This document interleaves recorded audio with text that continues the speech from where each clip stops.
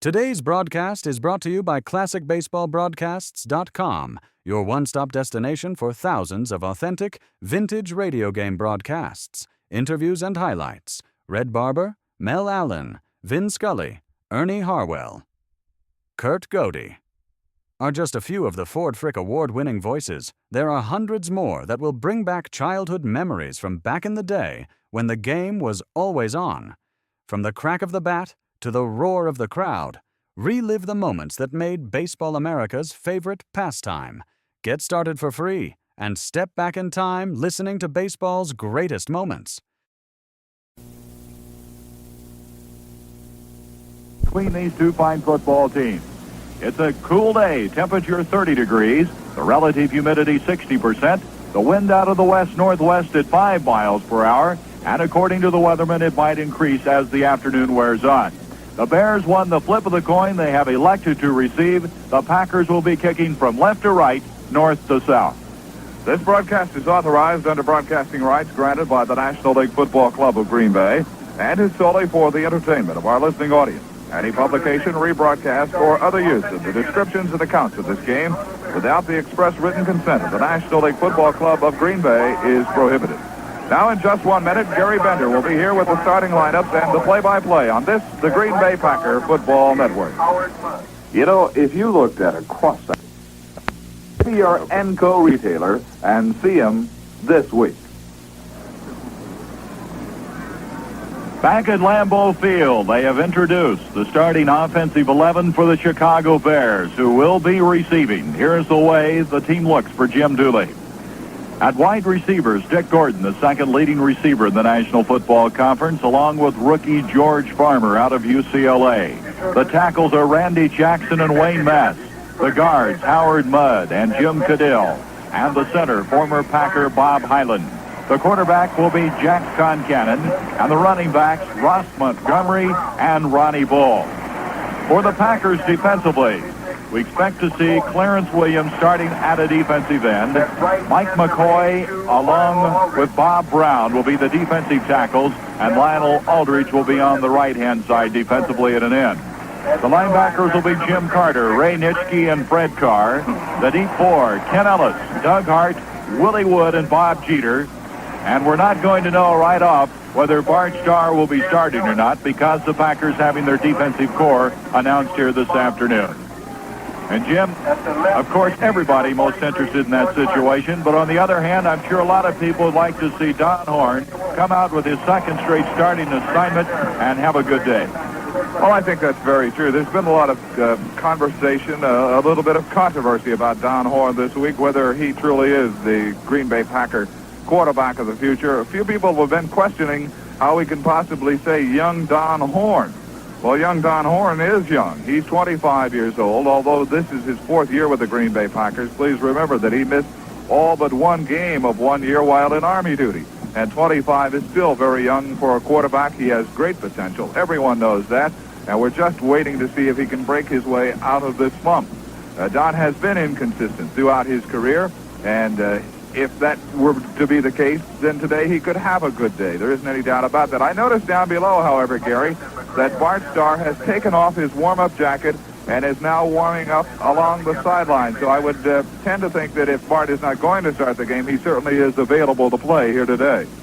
They say the only way to get over tendinitis is to completely immobilize that particular part of the body that's having the problem. If you've hurt an ankle or any tendon or in the arm area where Bart is suffering right now, the only way he can get better is not to use that particular part of your body. Well, he's throwing down there now, throwing very effectively, so possibly we'll see the 15-year veteran get the starting call against the Chicago Bears. And the Packers disappointed in their offensive works Monday night against the Baltimore Colts. Don Horn suffering 4 interceptions in that game. He has thrown 7 for the year, has completed 37% of his passes, but there's always tomorrow. It's kind of like playing golf. There's always the next hole. And here this afternoon is another football game for Don Horn, and this young man in the past has had some brilliant performances. I don't think we have to go back very far, Jim, to that last game of the last season against the St. Louis Cardinals when he broke all kinds of passing records. Now let's join down on the field the University of Wisconsin Green Bay Band and the playing of our national anthem.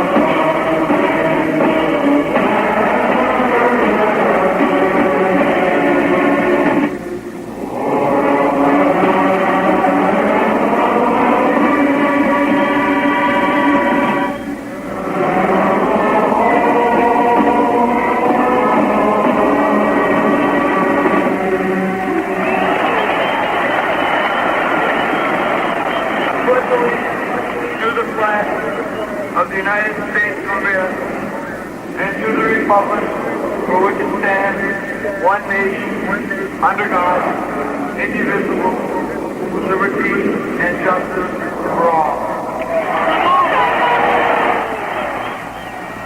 The playing of the national anthem, our Pledge of Allegiance, and the Packers with Dale Livingston kicking off. Set it up defensively. They'll be moving the ball from left to right as they boot it. The Bears huddle back at the 25-yard line. And you have to worry about the first play of the game because of Mr. Cecil Turner of the Bears, who is an excellent return artist. He's not a very big guy. He's 5'10", 170, but he has been clocked in the 100-yard dash as fast as 9.6. And he's joined back there by former University of Wisconsin star Ron Smith, who we did not see play earlier in the year. He was picked up along with Jim Seymour from the Los Angeles Rams for Dick Avey.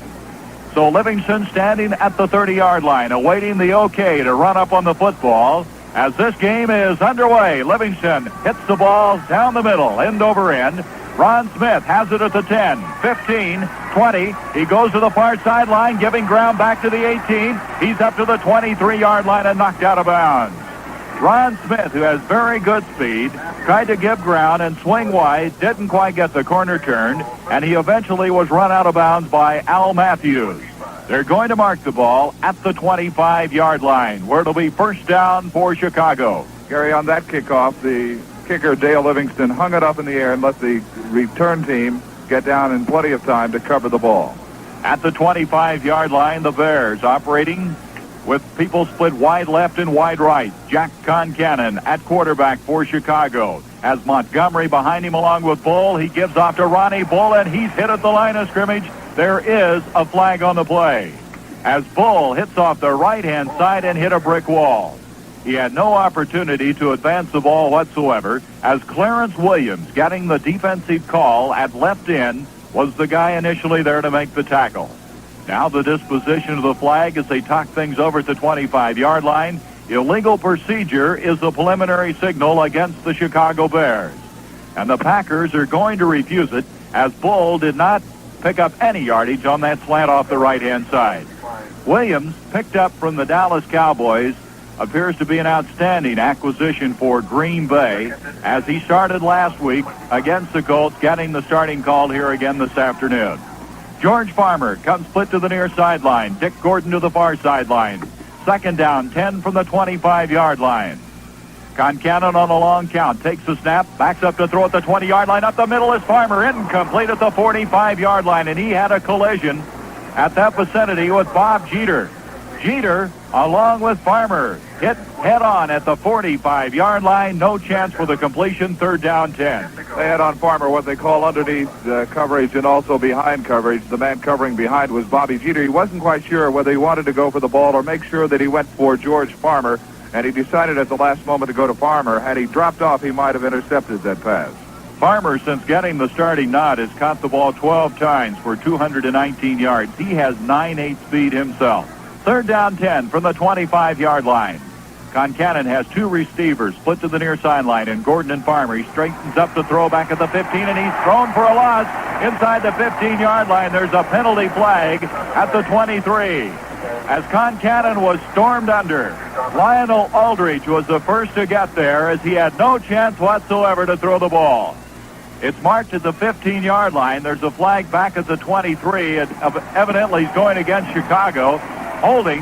The Packers will refuse that to get the football.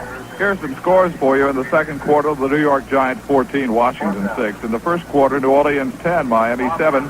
Kansas City leads Pittsburgh 3-0 in the first quarter. Atlanta over Philadelphia 10-6 in the first quarter, and Cleveland is 10-7 over Cincinnati in the second quarter. Gary, you might have noticed that Mike McCoy and Wayne Mass had a few words on that play also, and they came up talking rather heavily to each other. There's no lost love between the Packers and Bears. And fourth down, long yardage to go from the 15-yard line. The Bears, Bobby Joe Green to kick from the goal line. The snap is perfect. Here's the boot. A beautiful kick, a wobbly kick. A fair catch is called for by Willie Wood, and he makes it at the Packer 48-yard line. A 37-yard boot by Bobby Joe Green, who's the number one punter in the National Football Conference with an average of 42.6. Well, the question has just been answered, and you can hear this crowd. Bart Starr will start. At the 48-yard line in their own territory, Green Bay with the ball for the first time, moving from left to right. Bart Starr at the controls as Dale and Clancy split wide left and wide right. He gives to Donnie Anderson across the 50. He advances the ball 4 yards into Bear territory at the 48. Doug Buffone, the left linebacker, made the tackle for Chicago. Second down 6. As Donnie Anderson having his best year in professional football. And this young man on his first carry nets himself 4 yards. Dale split to the far sideline for the Pack. To the near sideline comes Jack Clancy. Just underway. First quarter of play, no score with 13:45 showing on the clock. Starr gives on the draw up the middle to Donnie Anderson. And Anderson is hit for a yard gain to the 47. Making quite a stop was Dick Butkus and also Ed Obradovich. It'll bring up third down and 5 yards to go. At that time, the Bears were not fooled. It'll be interesting to see how the Bears play this play right now. Knowing that Bart Starr has had a bad arm, they may play the run, and Bart may be forced to throw the ball, or he may try to cross them up. We'll watch and see what happens.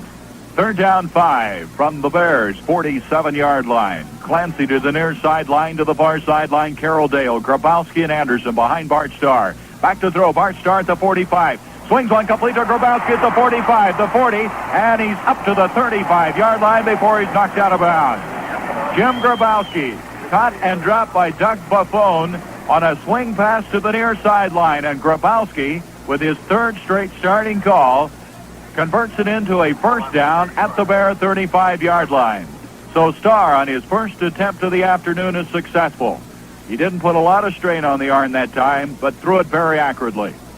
Dale to the far sideline, the near sideline Clancy. First down call from the Bear 35-yard line with 13 minutes to go in the first quarter. Starr takes a snap. He gives off now to Anderson, and Anderson is hit at the line of scrimmage and hit hard. He might have gotten a yard to the 34-yard line as Starr stumbled trying to hand off that time to Anderson. I think that's what happened, Gary. I believe Donnie wanted to go outside, but the ball just didn't get there in time for him to make that cut outside, and he saw that he was going to have to move it inside with any chance at all. But Willie Holman played the play very well and stopped it. But Bart stumbled as he attempted to hand it off. Holman is 6'4", 250. It'll be second down, 9 from the 34. Starr straight back to throw at the 40-yard line. Up the middle, it is complete to Hilton at the 20-yard line, and he advances it to the 17. John Hilton, who caught 2 passes in that drive against the Colts last week, goes up high and brings it down for a first down at the Bears' 17-yard line. Joe Taylor made the stop after a 17-yard completion. Hilton at 6'5", really goes up in the air for the ball. That's typical of the 2 plays that he caught against the Baltimore Colts in the scoring drive of the Packers last week, Gary. Across the middle and down. At the 17-yard line, first down. Clancy to the near side, Dale to the far side. They split the backs of Grabowski and Anderson. Starr on a long count. Waiting for the snap from Malcolm Walker. Has it, gives it to Grabowski, and Grabowski goes for 2 yards to the 15-yard line. Hitting off the right-hand side, Dick Butkus, Doug Buffone combining to make the tackle. A pickup of 2 yards, second down, 8 for the Packers. Grabowski ran into a guy that many people run into frequently, Dick Butkus. Phil Bankston said, we'll just have to block him if we're going to be successful at all today, as he is the guy that continually jams up the offense. Second down, 8 call from the 15-yard line of Chicago. 11-19 showing in the first quarter. No score, the Packers on the move. Bart Starr, play action fake, back to throw, looking the far sideline. Down there is Dale, incomplete. Dale in the end zone, turned the wrong way, tried to look the other way and could not get to the ball. Benny McRae defending for the Bears, but mighty close. And immediately when Dale turned, he knew he had done the wrong thing, and he knew where the ball was going, Gary, and he came very close to catching it anyway. He made that turn right finally, and the ball just went through his hands. He didn't quite get them up quickly enough, but he knew where the ball was going to be because he saw Bart throw it, and that is experience. He just made the wrong turn in the beginning. But Starr threw the ball very well, which would indicate that the arm seems to be coming around. Third down, 8 from the 15-yard line. Starr back to throw again at the 25. Sets up the screen. Complete to Grabowski at the 15. 10-yard line. He'll be short of the first down as he advances it for close to a 5-yard pickup. The ball will be marked at the Bear 10 as Dick Butkus line back to make the stop. It's fourth down, 3. And to the near sideline, Dale Livingston gets the word. He's coming in for the field goal attempt. He'll be escorted on by Flanagan, Bob Brown, Mike McCoy, and Bill Hayo. They've been working all week, Jim, on getting Livingston to kick the ball quicker in hopes that he can avert a blocked field goal attempt. Well, just as long as he doesn't forget to kick it straight. At the 10-yard line from the left hash mark is where the ball is marked, and this will be an 18-yard attempt. Bart Starr to hold. 10:23, the clock running. The ball's down, the kick's on the way, and over in, and Dale Livingston gets it. And the Packers take a 3-0 lead with 10:20 to go in the first quarter. This is the Green Bay Packer Football Network. You probably feel that borrowing money is a personal matter.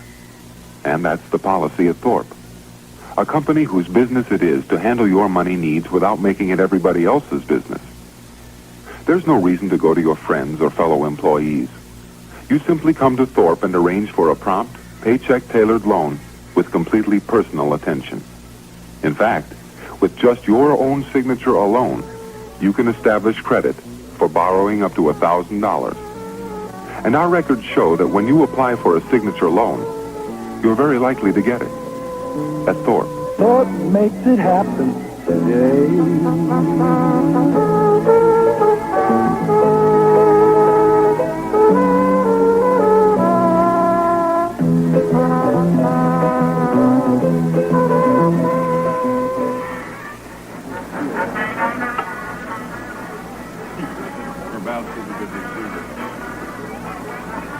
And so Dale Livingston has kicked his 11th field goal on 18 tries for the Green Bay Packers this season, and with 10 minutes, 20 seconds to go in the first quarter, the Packers lead it 3-0.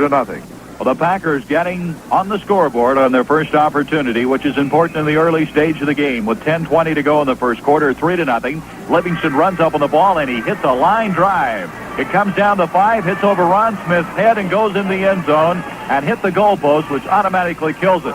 They'll bring it back out on the touchback of the 20-yard line, as Livingston must have hit that ball high because he had a line drive floater attempt, which Smith didn't want any part of. He let it hit in front of him and then kicked up against the goalpost, which automatically killed it. At the 20-yard line, a position the Bears were in moments ago, they have it first down as Dick Gordon comes split to the near sideline, George Farmer to the far sideline. 3-0, the Packers lead as Concannon ready to take the snap from Bob Hyland. On a long count, takes the snap, gives off to Ronnie Bull, and he's hit at the line of scrimmage. Lionel Aldridge, the first to get there. The Packers really playing the rushing game well. Bob Brown also an assist on the tackle. As the Packers have thus far jammed up the interior most effectively. Second down, 10 from the 20-yard line. As Concannon thus far trying to establish his rushing game and then setting up the pass, has not been able to do either. But this is only the second time they've had the football. Gordon to the near sideline, Farmer to the far sideline. Gordon having an outstanding year for the Bears. The split backfield of Montgomery along with Ronnie Bull.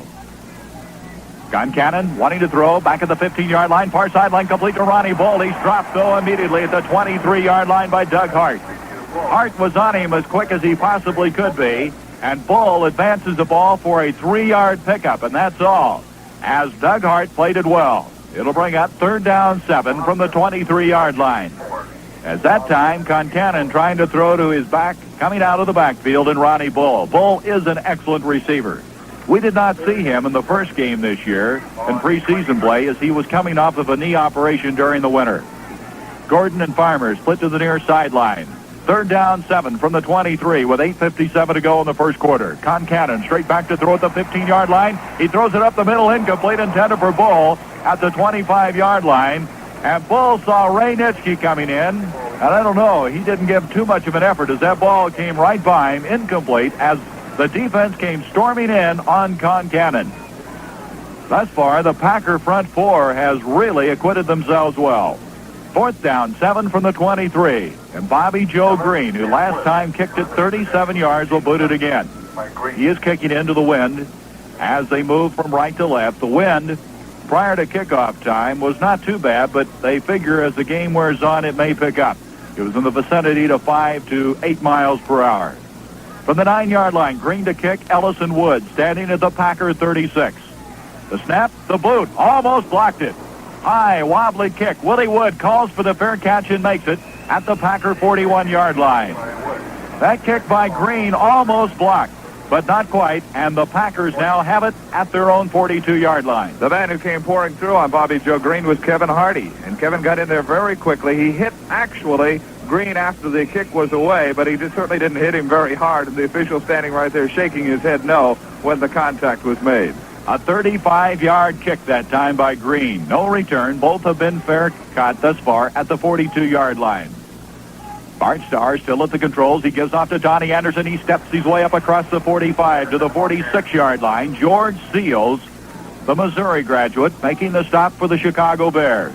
Seals played offense for the Bears until last year, but has been moved to the defensive corps.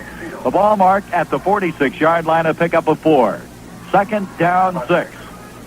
Anderson, the last time, getting some good blocking up the middle, but Seals reacting well as he made the penetration through the first line of defense.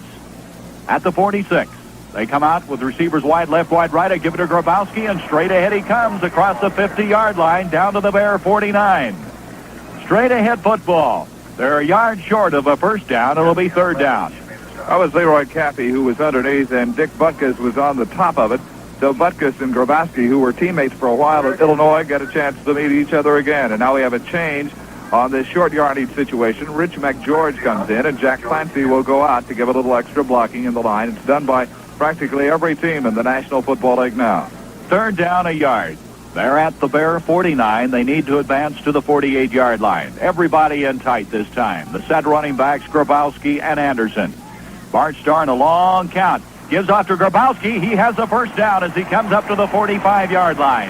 Grabowski that time had to angle to the outside as there was no running room up the middle. He did an excellent job of doing so and moved it to the 45. Doug Buffone made the tackle for the Bears.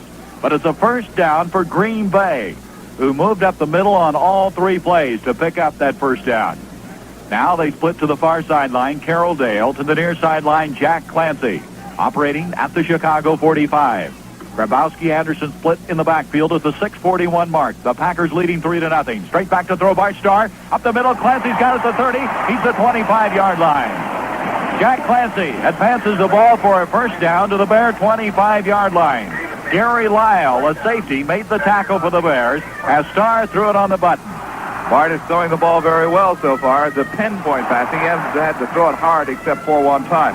Our first quarter score, Gary, Detroit Lions 3, the Minnesota Vikings nothing. Also in the first quarter, San Francisco leads Houston 7-0. Kansas City has increased its lead over Pittsburgh to 10-0 in the second quarter. At the 25-yard line, a 20-yard completion. First down. Clancy to the near side, Dale to the far side. 6 minutes to go in the first quarter. Play action fake. Back to throw Starr. The near sideline. Clancy's got it, and he's knocked out of bounds. They said he did not have possession before he went out. He was knocked out of bounds by Butch Davis. Now, the ruling on that is if somebody else knocks you out of bounds and you do not go out on your own power, they rule a completion, but they said he did not have it in far enough. Ray Witeka and Bob Snelker all the way down to the 25-yard line talking with that official back there. It did appear from this angle, Gary, that had he been able to come straight down, he would have been well in bounds, but he was bumped out of bounds by the defender. And he did not, it appeared, go out on his own volition as he was knocked out and then knocked out in a hurry. But it's second down 10 from the 25. Clancy split to the near side, far side. Dale, Starr to throw, complete to Carroll Dale, far sideline, 15, and knocked out of bounds at the 13-yard line. Benny McRae clotheslined him and drilled him out at the 13-yard line, but that's enough for a first down. 10 seconds for station identification. This is the Green Bay Packer Football Network.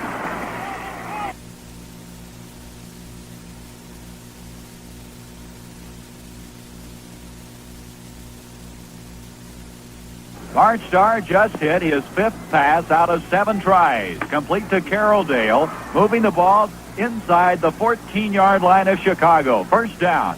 5:49 to go. First quarter. 3-0. Green Bay. A give up the middle to Donnie Anderson. Cut to the outside. 10-5. He's in for the touchdown.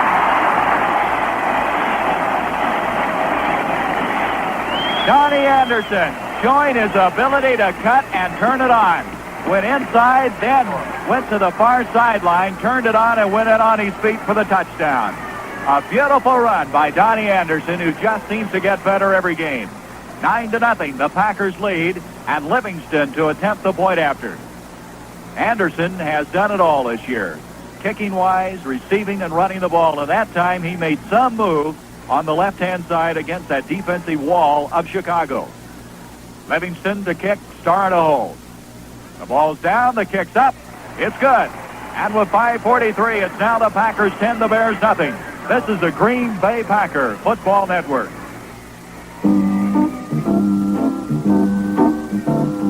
We're from Milwaukee, and we ought to know it's good old Blatz beer wherever you go. Cakes, cans, and bottles all taste the same. The three best is one beer, Blatz is the name. The three best beers in America is Good Old Blatz. Good Old Blatz in bottles, Good Old Blatz in cans, and Good Old Blatz in kegs. That's because the Blatz people take the time and trouble to put the same great beer in all three. You can taste the quality that made Blatz Milwaukee's finest beer for over 100 years. Like they say in the song.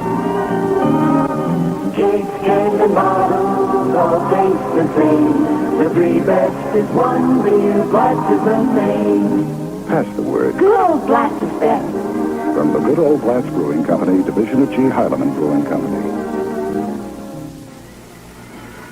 And so the Green Bay Packers have moved out in front 10-0 in this ball game. And Gary, when you hit the pass, it opens up a lot of things. And Bart Starr has hit the short pass. He's hit the longer pass down the middle. And the Packers have moved in front 10-0. Our statistician, Tom Kaminsky, points out Starr is 5 of 7 for 65 yards. And he's thrown them to all of his receivers thus far. Here's a kick by Livingston. He booms it. Ron Smith deep. He's going to run it out. Ron Smith up the 10-yard line, and down he goes at the 12. Ron Smith was unloaded on by Rudy Kuchenberg, a former teammate. He was with the Bears from 67 to 69. He must have not liked him too well.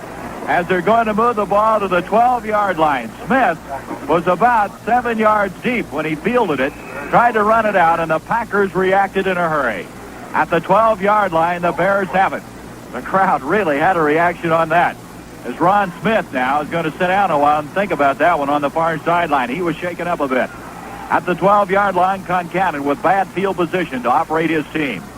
As Gordon split to the near sideline, gives off to Montgomery, and Montgomery comes out for about 2 yards to the 14-yard line.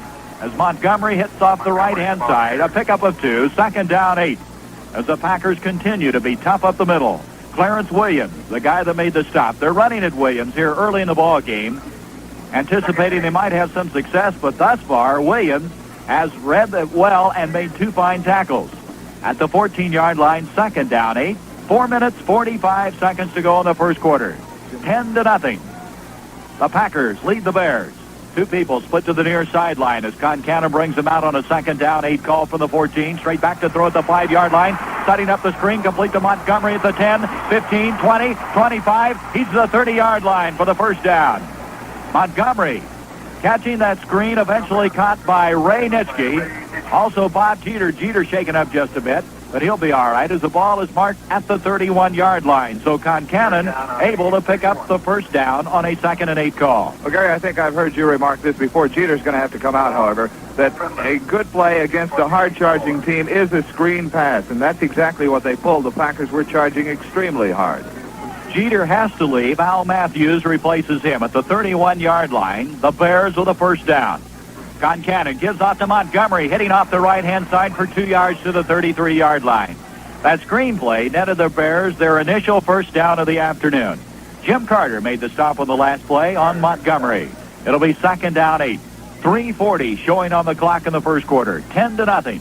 The Packers, who have scored both times they've had the football. Once on an 18-yard field goal by Livingston, and the other time on a 13-yard run by Donnie Anderson. Farmer and Gordon split to the near sideline. The tight end is Rich Cody. Bull along with Montgomery, the running backs. Second down 8. There's the draw up the middle of Bull across the 35, the 40. He breaks to the outside and is knocked down at the 44-yard line. Ken Ellis with a blocking type tackle upended him. They'll mark the ball at the 44. Another first down for Chicago. You know, winterproofing your home is too important to put off any longer for lack of cash, especially when you can easily borrow all the money you need from Thorpe Finance. All of a sudden now, the Bears are starting to move the ball. That screen seemed to open it up a bit. but they're also running the ball more effectively. They have a new series at their own 44-yard line with 2:43 to go in the first quarter. Farmer split to the near side, Gordon to the far sideline. Back to throw, Concannon has protection. Up the middle, Farmer broke it up beautifully.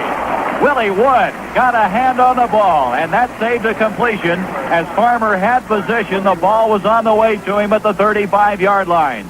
But Wood went hurtling through the air and batted it down. Well, Willie's probably in as good a shape as he has ever been in professional football. Bobby Jeter comes back in now to replace Al Matthews. They picked on Matthews. I was wondering how long it would take them to throw in that area, and it took a great play by Willie Wood to keep that pass from being completed. And as Matthews came off the field, he conferred with Phil Bingston. Matthews a little upset at himself, but no damage done as Wood came up with quite a play. At the 44-yard line, 2nd down 10. Two receivers split to the near sideline. Concannon gives up the middle to Ronnie Bull across the 45 up to the 50-yard line.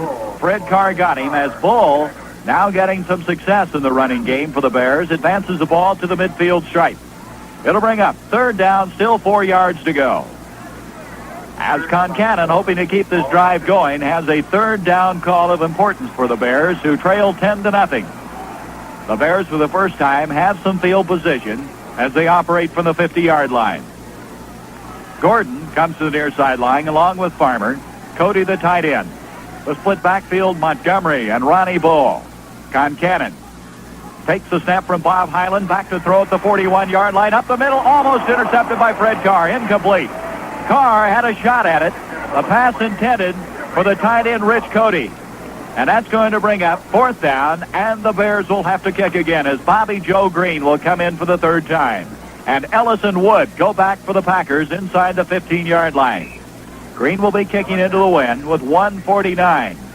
You can bet the Bears would have liked to have used the remaining time in the first quarter before they kicked so they had the wind to their back, but could not. As Green goes back to kick from the 36-yard line in his own territory. Out of the 10 now, Ellis along with Wood. Ellis to the far sideline, Willie Wood to the near sideline. They wait for the snap. The snap is perfect. The kick by Green, he gets it underway. A wobbly kick, fair catch called for and made by Willie Wood at the 19-yard line. And that's where the Packers will set up shop, as Wood now has had to call for the fair catch on 3 times. You know, the new Atlas PhD battery starts your car PDQ with 78 heavy-duty plates. That's 12 more than ever before. See your Enco retailer for an Atlas PhD battery right now. 1 minute, 43 seconds to go in the first quarter. The Packers leading 10-0, and the defensive unit for the first time this afternoon tested a little bit by the Chicago Bears, but they held on that pass up the middle. Concannon wanted to throw it a little quicker than he was able to, and then Fred Carr almost picked it off, but not quite. And the Packers have had the football twice this afternoon. They got a field goal the first time and a touchdown the second under the leadership of quarterback Bart Starr. The sun is shining brightly here at Lambeau Field. It is a very pleasant football day. The temperature in the very low 30s, but people in the state of Wisconsin know how to dress for football games. And Gary, I've noticed that you've caught on rather quickly with a fur collar and a coat. And that's the kind of weather that the football fans here enjoy very, very much, and most of them are quite comfortable in the stands today. Survival of the fittest, Jim. At the 19-yard line, the Packers will get the football for the 3rd time. They've converted into points the first 2 times under the direction of one of the all-time greats, Bart Starr. They huddle back at the 10-yard line. Dick Himes, Bill Luke, Gail Gillingham, Francis Pay, the interior of that offensive core. Clancy split to the near sideline, the far sideline. Dale, John Hilton is the tight end. Bart Starr gives off to Grabowski, and he's hit as he comes up to the 20-yard line for a pickup of 1. Grabowski hit and hit hard by Doug Buffone. Buffone out of Louisville is in his 5th year of play. He is not as highly rated, but he's playing alongside one of the greats in Butkus, but he does a very creditable job. 2nd down 9 from the Packer 20. Clancy again split to the near sideline, Dale to the far sideline. There's 1:16 left to go in this quarter. The Packers with the wind to their back. Grabowski, Anderson split in the backfield behind Bart Starr. Butkus looked like he's going to blitz. There's a give out to Donnie Anderson turning the far sideline. He slips and falls, gets up and advances it to the 26. There is a flag, however, thrown as the action was going to the far sideline. Anderson slipped but got up and advanced it for about 2 more yards. Bill Staley then pounced on him to be sure he didn't go any further. They're going to mark the ball in the vicinity of the 25-yard line. Evidently, the penalty going against the Packers as they back up to the 10-yard line, and they're stepping it off. It's going to move the ball from the 20, and it appears to be half the distance to the goal. Let's see. No, a 5-yard penalty to the 5. It's illegal procedure. To the 15, so the penalty moving it back. Gary, what happened? The left offensive side of the Green Bay Packer line saw Butkus coming. Butkus started to come quickly, then stopped to remain on sides because the ball hadn't been snapped, but the Packer left offensive side moved, expecting him to come. And I can't say that I blame them too much. If Butkus comes towards you, I'd move too. He's not very subtle when he makes these moves. No, he's not. It's going to be second down 14 from the 15.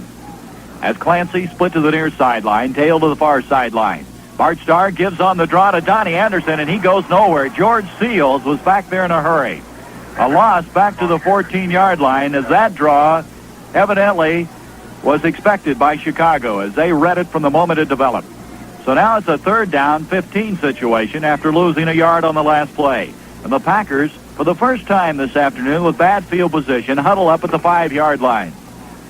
Give credit to the Bears, who were able to move the ball to the 50-yard line for the first time moving the ball at all this afternoon. And now the Packers have a long yardage situation. Third down, 15 yards to go. Dale to the far side. Near sideline comes Clancy.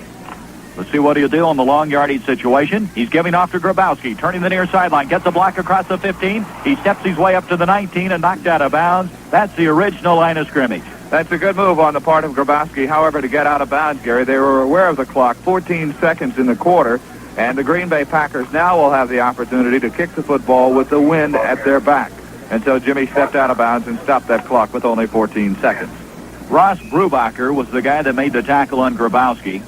As going back deep is going to be Gary Lyle, along with Ron Smith for the Chicago Bears for the kick, as Donnie Anderson will boot it away from the 5-yard line. Anderson kicking with a win with 14 seconds to go in the first quarter. 10-0. Green Bay, a low snap, but no problem as Anderson hits a wobbly kick. It's hitting at the 40, takes a Packer bounce inside the 35, inside the 30, all the way down to the 28-yard line. So Donnie Anderson with the touch on that one. He put radar on the ball. He kept moving down the field. He gets a very fine 53-yard kick all the way down to the Bears' 28-yard line. You have a feeling things might go all right today? And that's the end of the first quarter. The score, the Packers 10, the Bears nothing. This is the Green Bay Packer Football Network. Thinking of selling out your business or farm, but you're worried about all the detail and making it a successful sale? Well, just call in Thorpe's auction experts and relax. Because here's what a Thorpe auction means. Every detail taken care of for you, including appraisals and all clerking. Thorpe advertises extensively, using newspapers, TV, trade papers, radio, catalogs, and handbills to practically guarantee a real turnout of interested buyers. And very important, Thorpe's flexible financing is available right there on the spot to let your buyers bid and buy, with no advance credit arrangements needed. That way, you get paid in full the same day of the sale. There are over 125 Thorpe offices throughout the Midwest. So whatever you have to sell, machinery, livestock, buildings, or land, look in your yellow pages for your nearest Thorpe office. They'll put you in touch with the Thorpe sale manager in your area. An interesting score for you in the first quarter. Detroit has scored a touchdown, Minnesota a field goal, and Detroit now leads 10-3. New York leads Washington 14-12 in the second quarter. San Diego trailing Boston 7-0 in the second quarter, and Buffalo leads Baltimore 7-0 in the first quarter. We start the second quarter. The Bears have it first down at their own 28-yard line, now moving from left to right. Concannon takes the snap, sets up to throw, far sideline. It is complete.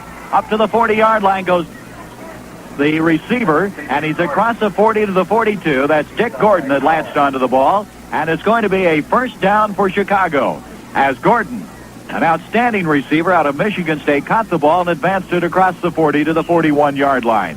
Fred Carr made the stop for the Packers as all of a sudden Gordon gets open. He's the guy all year long that you've had to watch. He's caught 7 touchdown passes.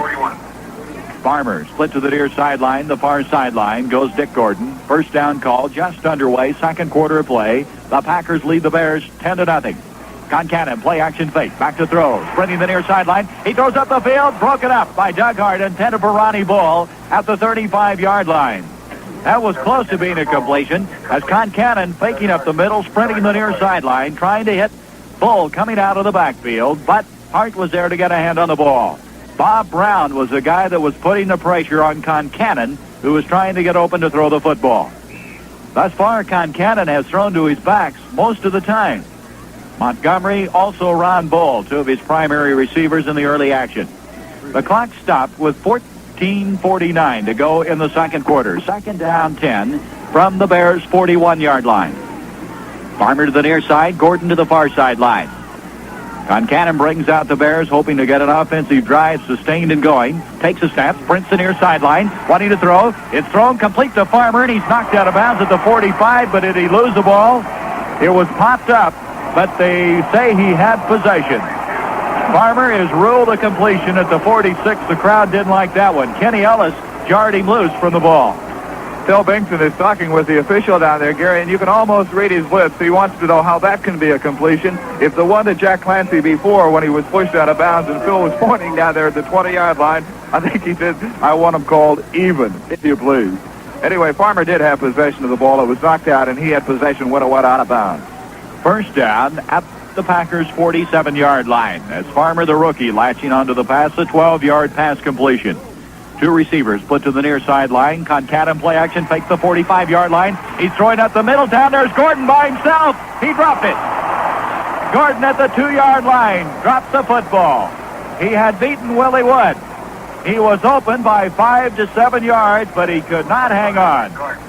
He gave a hard fake inside, did Dick Gordon, and then he cut it upfield. And when he cut it upfield, there was no way that Willie Wood could keep up with him. The ball was just slightly overthrown. Concannon put it out there very well, but Gordon could not get to it. Got his hands on it, and then it dropped through his hands.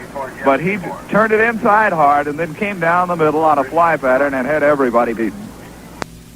Pass rusher, but this afternoon, Seals has been the much more impressive performer thus far for Chicago. Starr back to throw again on third down. He's going up the middle. Down there is Hilton, and it's incomplete. John had it momentarily, jarred loose by Gary Lyle. Just about the time the ball arrived in the hands of Hilton, so did Gary Lyle, and the collision jarred the ball loose. Mighty close to a long pass completion. Gary, on that play and the play previously, the Chicago Bears are using 4 linebackers with a 3-man rush and dropping off a couple of those linebackers for pass coverage. At the 46-yard line, fourth down 10, Donnie Anderson will kick. And for the first time, kick into the win. Anderson last time had a 53-yarder. He'll be booting from the Packer 40-yard line as Ron Smith is deep at the 10-yard line. Closer up the field to the 15 is Gary Lyle. The snap a little high. The boot. Anderson going for the corner. It's a high kick. Smith calls for the fair catch and makes it at the 10-yard line. A beautiful kick by Anderson. No return. There's timeout on the field with 11:37 to go. The Packers leading the Chicago Bears 10-0 at Lambeau Field as Anderson sets up the ball most effectively. What he did, Jim, is he got the ball to nose high. There was no chance for the ball to take a roll. Let's pause for this message. This is the Green Bay Packer Football Network.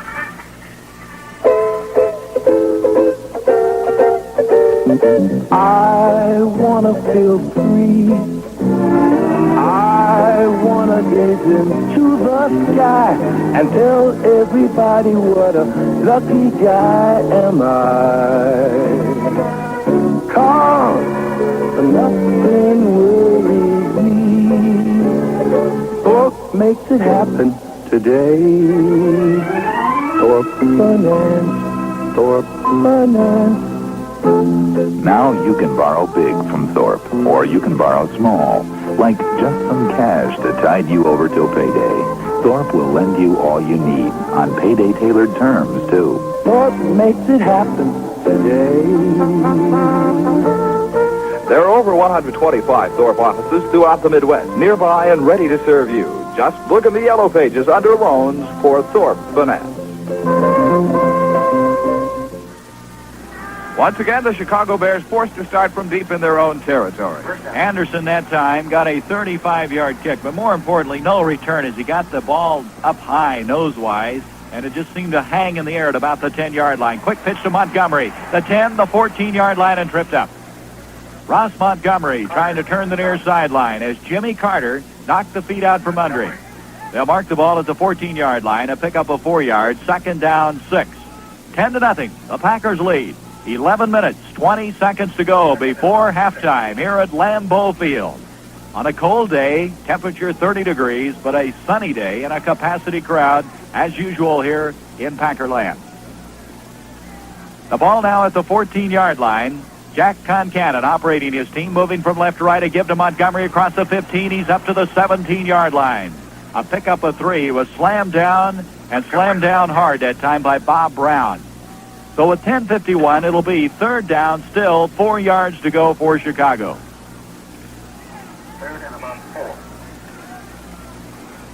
Third down, 4 yards to go. 10-0, Green Bay. On top of the Chicago Bears, and the Bears at their own 17-yard line. Farmer comes to the near sideline. Dick Gordon to the far sideline. In the slot position, Montgomery. 3rd and 4 call. Concannon looking over the Packer defense. Takes the snap, back to throw at the 10-yard line. Throwing the near sideline ball. It's almost intercepted by Doug Hart. Hart almost came up with it as he was cutting him off at the pass. As Ball had the ball, he thought, and all of a sudden Doug Hart interceded and did quite a job. Well, Doug had the opportunity of seeing that football the entire time it was in the air. He saw where Concannon was going to throw it. He saw where Bull was going. He went for the football, but one thing that he had to be careful of, Gary, was when he caught it, he had to come down inbounds, and I think that might have cost him the interception. He was concerned about that. The Packers have reacted well on most occasions on the passes thrown to Ronnie Bull or backs coming out of the backfield. That time it was Doug Hart doing the job. With 10:18, the clock stopped, 4th and 4, Green to kick from the 2-yard line. Ellison Wood at the Packer 40. The snap, a line drive affair. Ellis has it, the 39, the 40, puts on a move to the 45, and he's getting to the 45, and that's all. Kenny Ellis made quite a move on the far sideline. Rich Cody finally caught him along with Ray Ogden. But it looked like for a moment with Ellis's blinding speed, he might be able to get to the outside. What kind of a shape is your home in? Ready to take winter storms in stride? Well, maybe you'd better be sure with a home improvement loan from Thorpe Finance. This is the third time in the ball game.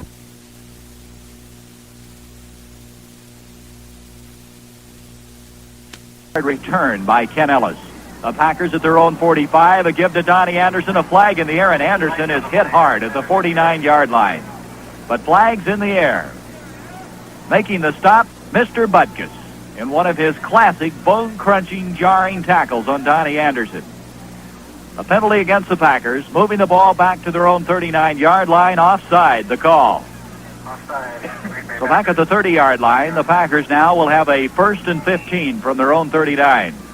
Boy, Dick Butkus, when he hits people, he just seems to annihilate them, and Anderson hit about as hard as you can hit anybody. Butkus, the middle linebacker, I think Phil Binkson said it the best. He says he has such great concentration. He's not distracted by anything. First down, 15 from the 39. Now Anderson, a little mixed up in his alignment, sets himself. The give to Grabowski, fumbles the ball, picks it up again, and comes across the 45 to the 46-yard line. And that one will be one of the odd plays of the year. Doug Buffone eventually caught up with Grabowski. Jimmy fumbled that ball at the 42-yard line. It was in the air from the 42 to the 45. Fortunately for him, it bounced straight ahead. Well, it didn't bounce. It just flew in the air straight ahead, and he caught it at the 45. And the minute he caught it, he was hit. But that's a pickup of about 6 yards on the play. I don't know whether they'll give him aerial yardage or ground rushing on that one. Bart Starr gives up the middle to Donnie Anderson. He's up to the 49-yard line. Dick Butkus hit him around the ankles and tackles him. It's going to bring up third down. And still close to 6 yards to go on the play. Third down, 6. The ball at the 49-yard line of Green Bay. They're moving from right to left here in the second quarter play. The Packers lead 10-0, scoring all their points in the first quarter. An 18-yard field goal by Livingston, a 13-yard gallop by Donnie Anderson. Clancy split to the near sideline, and also Carroll Dale. They split the backs of Grabowski and Anderson. Third down, 6 call for Green Bay. Back to throw Bart Starr. Looking the far sideline. A pass is complete and then jarred loose from Donnie Anderson. Anderson had it separated from him by Doug Buffone at the bare 48-yard line. as Anderson had it on his hands, but then the collision jarred it loose. The Packers will have to kick. Looks like Anderson, walking back to the huddle, might be shaken up a bit or a little bit tired, as he was hit hard twice by Butkus, and then on that last play, Buffon unloaded on him. But Donnie set to kick as they huddle back at the 40-yard line, and Ron Smith, the deep man, standing at the 13-yard line, and Gary Lyle at the 19-yard line. Anderson to kick from the Packer 33 with 8:29 to go in the first half. The snap, the boot. An end-over in kick. Fair catch called for by Gary Lyle. He goes to a knee to make it at the 16-yard line. And with 8:24, the Packers leading 10-0. The Chicago Bears will take over. There's timeout. This is the Green Bay Packer Football Network. We're from Milwaukee and we ought to know it's good old black beer wherever you go. Case, cans, and bottles all taste the same. The three best is one beer. Black is the name. The three best beers in America is Good Old Blatz. Sure, Good Old Blatz in bottles, Good Old Blatz in cans, and Good Old Blatz in kegs. That's because the Blatz people take the time and the trouble to put the same great beer in all three. You can taste the quality that made Blatz Milwaukee's finest beer, like they say in the song. Case, cans, and bottles all taste the same. The three best is one beer. Blatz is the name. Pass the word. Good old Blatz is best. From the Good Old Blatz Brewing Company, division of G. Heilman Brewing Company. Let's quickly pause 10 seconds for station identification. This is the Green Bay Packer Football Network. WNFL, Green Bay.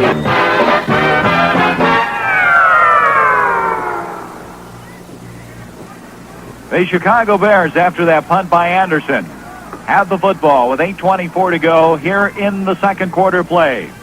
The ball at their own 10-yard line. Quick pitch, far sideline. Running the ball, Ronnie Bull across the 20. He's up to the 25-yard line and caught up with by Mike McCoy. McCoy grounds him, and they're going to mark the ball at the 25 as Ronnie Bull, a real workhorse here this afternoon. They've thrown to him quite a few times, and he's done most of the ball carrying. Moves the ball just short of the 25. A pickup of 9 yards, second down 1. Second and 1. Ray Ogden now comes in at a receiver position. He's a tight end. Ogden, 6'5", 225 from Alabama, and Dick Gordon will catch a breather as he goes off on the far sideline. Farmer split to the near side. Is on a short yardage situation. They want two tight ends, Cody and Ogden in.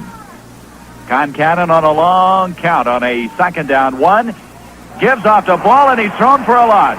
He didn't go anywhere. He was dropped at the 22-yard line and dropped in his tracks by Ray Nitschke.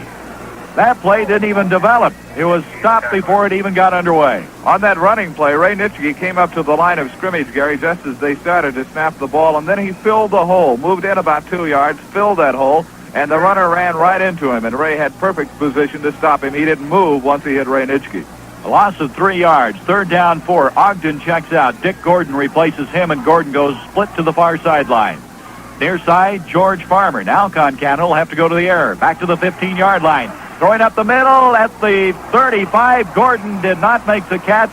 He tried to, but they say it hit the ground first. But there are flags all over the field. Let's see what it's all about. The flag is not around where the ball was thrown at all. It looked like the interior of all the action is what the decision is going to be all about as they're milling around at the 30-yard line. Gary, it's a 5-yard holding penalty against the Green Bay Packers. Defensive holding is a 5-yard penalty, but it's an automatic first down. And so that is the first time the Chicago Bears in 6 tries have been able to convert a third down into a first down, even though they did it by penalty. At the 27-yard line, they have new life as Gordon split to the near sideline. The far sideline, Farmer. They have only one set running back. That's Montgomery. There's a give to Montgomery, and he is hit at the line of scrimmage and is able to slide forward to the 29-yard line for a pickup of 2. Ray Nitschke there on the initial tackle as Montgomery ran into Nitschke and then fell forward for a 2-yard pickup to the 29. Second down and a long 7. We hope you enjoy playing it by ear. Packer football is brought to you by Blatz Beer. 6.5 minutes left to be played before halftime. 10-0. Green Bay on top. Farmer to the near sideline. Gordon to the far sideline for the Midway Monsters, who thus far are having a little trouble offensively. Concannon sets up to throw at the 25, far sideline. Almost intercepted. Bob Jeter had it, and he would have gone all the way because nobody, including his teammates, were even close to him. Gary, that is 3 times this afternoon the Green Bay Packers have had interceptions in front of them and unable to catch the football. Some more scores in the third quarter. Atlanta leads Philadelphia 13-6. In the third quarter, Miami 14, New Orleans 10. In the second quarter, Houston 10, San Francisco 7. And in the third quarter, Washington has moved ahead of the New York Giants 19-14. After that near interception brings up 3rd down 7. Jeter very upset with himself. Concannon threw the ball almost to Jeter and nobody else in the whole ballpark that time. So on a 3rd down call, he backpedals to throw at the 20-yard line. Screen set up, incomplete, and Fred Carr went through as quickly as you could get through. Concannon threw the ball with Carr on top of him. That's the best way to break up a screen. Just make the quarterback throw it away, and he did. And 4th down coming up. The Bears drive stymied after picking up a 1st down on the defensive holding call. So Wood and Ellis go back for the anticipated kick from Bobby Joe Green. The clock shows 6 minutes, 10 seconds left to play in the first half. Green stands at the 15-yard line. He's been a busy guy thus far. 1, 2, 3, 4, 5 kicks. This will be his 6th punt of the afternoon. The Bears taking their time. A high snap. The boot by Green, a beauty. Driving Ellis and Wood back. Ellis to take it at the 20. Puts a move onto the 25, and he then is going to be wrestled down in that vicinity. He's having quite a fight with Brubacher. Ross Brubacher came flying down and wrestles him down at the 24-yard line. A beautiful kick by Green. You know, the holiday season is just around the corner with your big dinners, parties, and then Christmas. Meet your extra expenses with a cash loan from Thorpe Finance on your terms. That was a 50-yard kick by Green. The ball is marked at the 24. That's where Green Bay will take over. 5:44 to go. First half, 10-0. Receiver split wide left, wide right. Starr back to throw at the 15-yard line. Screen set up complete to Grabowski. He's the 25. He's the 30. He fights off a tackler up to the 33-yard line. Grabowski ran over somebody at the 30-yard line and stayed on his feet for an additional yard or two. Grabowski doing an excellent job of catching the ball here this afternoon. They marked the ball at the 33-yard line. Dick Butkus and Doug Buffone combined to make the stop. It'll be 2nd down 2, a pickup of 8 on the screen. And Starr using the screen most effectively this afternoon against that hard-charging front four of Chicago. On a 2nd and 2, the Bears now jump in to an 8-9-man front. Here's a give now to Anderson, and he's thrown for a loss back to the 31 as the Bears really made penetration that time. Anderson had no chance whatsoever. Willie Holman, the first to get there. They mark it at the 31-yard line. It'll bring up 3rd down 4. A loss of 2 yards on the play as the Packers now huddle back at the 20-yard line. The Bears at times looking most impressive defensively. Bart Starr now with a 3rd down, make it 3 yards to go from his own 31-yard line. Clancy to the near sideline, Dale to the far sideline. Dick Butkus moving around in the linebacking position, trying to guess where Bart Starr is going to direct his attack, and Starr's back to throw, has protection, up the middle, it is incomplete, almost intercepted by Gary Lyle. Lyle had his hands on the ball at the 47. John Hilton was the guy the ball was intended for, but Lyle further up the field had the shot at the ball, but couldn't come up with it. And on 4th down, Anderson will kick. That's probably the poorest pass of the afternoon thrown by Bart Starr. Not that it wasn't in the direction of the receiver, but there was double coverage on John Hilton, and Bart threw it in heavy traffic, and that's about the first time he's done that this afternoon. The Minnesota Vikings have scored a touchdown, and they've tied the Detroit Lions 10-10. Anderson will get rid of this ball at the 16-yard line. And deep Ron Smith, further up the field, Gary Lyle. The snap was a bad snap, but Anderson's got it, and he booms one. Ron Smith comes up, has it at the 30, bobbles the ball, and he falls on it. And it's a good thing he fell on it, because immediately on the scene for the Packers, getting up Perry Williams. Williams was down there as quick as a ball. And at the 31-yard line, Chicago will set up. Anderson that time had a very weird snap from center. The ball almost, Jim, was sideways when it came back to him. Looked like it was wind blown, really. It was drifting out to the right side, and Donnie got over there quickly and got the ball away. That costs you when you're going to kick it, however. It breaks up your rhythm. At the 31, Chicago. First down. Gordon to the far side, to the near sideline, George Farmer. Concannon trailing 10-0, hoping now to get the offense rolling. Back to the 25, quick flip is incomplete, intended for Bull. He had it and dropped it at the 33. Bull was backpedaling to catch the ball, and he stumbled and couldn't hang on. He would have been knocked out of bounds anyway, but he didn't catch it. It would have been close to a 3-yard pickup. Instead, it's incomplete. Second down, 10. Clock stops the clock with 3:38. Some more scores for you. Kansas City now leads Pittsburgh in the third quarter, only 10-7. 10-10 Detroit, Minnesota, as we said, in the second quarter. Boston and San Diego tied 7-7 in the third quarter. Cincinnati leads Cleveland 14-10. They're playing in the third quarter. Concannon now is 4 of 16 for 45 yards in the passing department. At the 31, second down, 10. Back to throw at the 21-yard line. Up the middle is caught at the 45-yard line by Gordon. Gordon went to his knees to make the grab. It's a first down. Willie Wood came up to make sure he didn't advance the ball further. But Gordon, who is very agile, who has the ability to sprawl all over to catch the ball, did it that time as he just kind of cradled the ball as it came to him. First down at the Bear 44. Gordon has really come on his own this year for the Bears.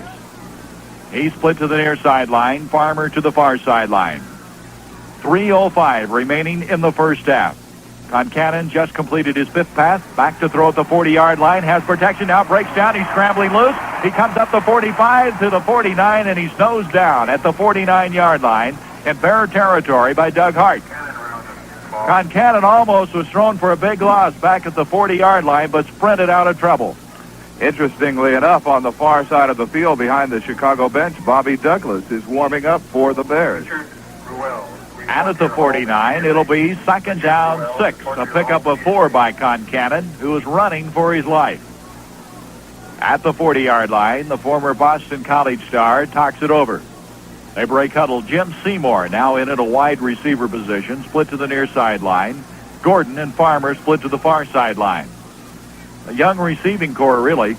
Seymour and also Farmer in their first year. Back to throw. Concannon, the ball is jarred loose. It's loose at the 33-yard line. They scramble for it. And all the way back to the 30-yard line, the Bears have recovered.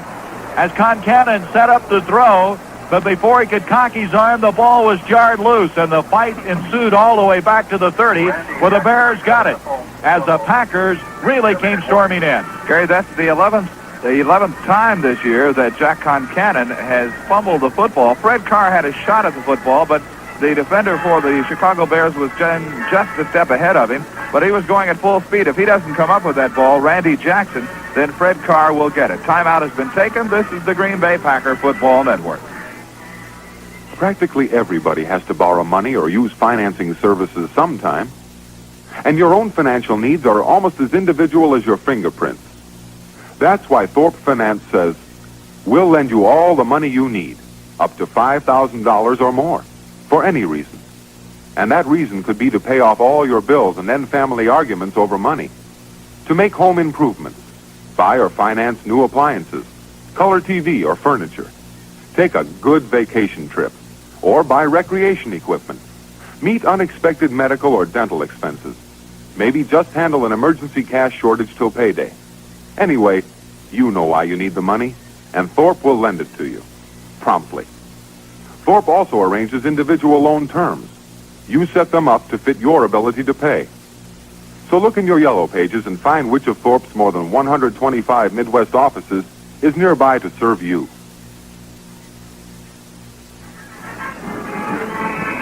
So the Green Bay Packers, with 2 minutes exactly remaining in the second quarter of the ball game, still lead at 10-0. The Packer defensive unit doing a very excellent job against Jack Concannon so far in this football game. That was a 19-yard loss on the fumble that was eventually recovered by offensive tackle Randy Jackson of the Bears. Third down, 24.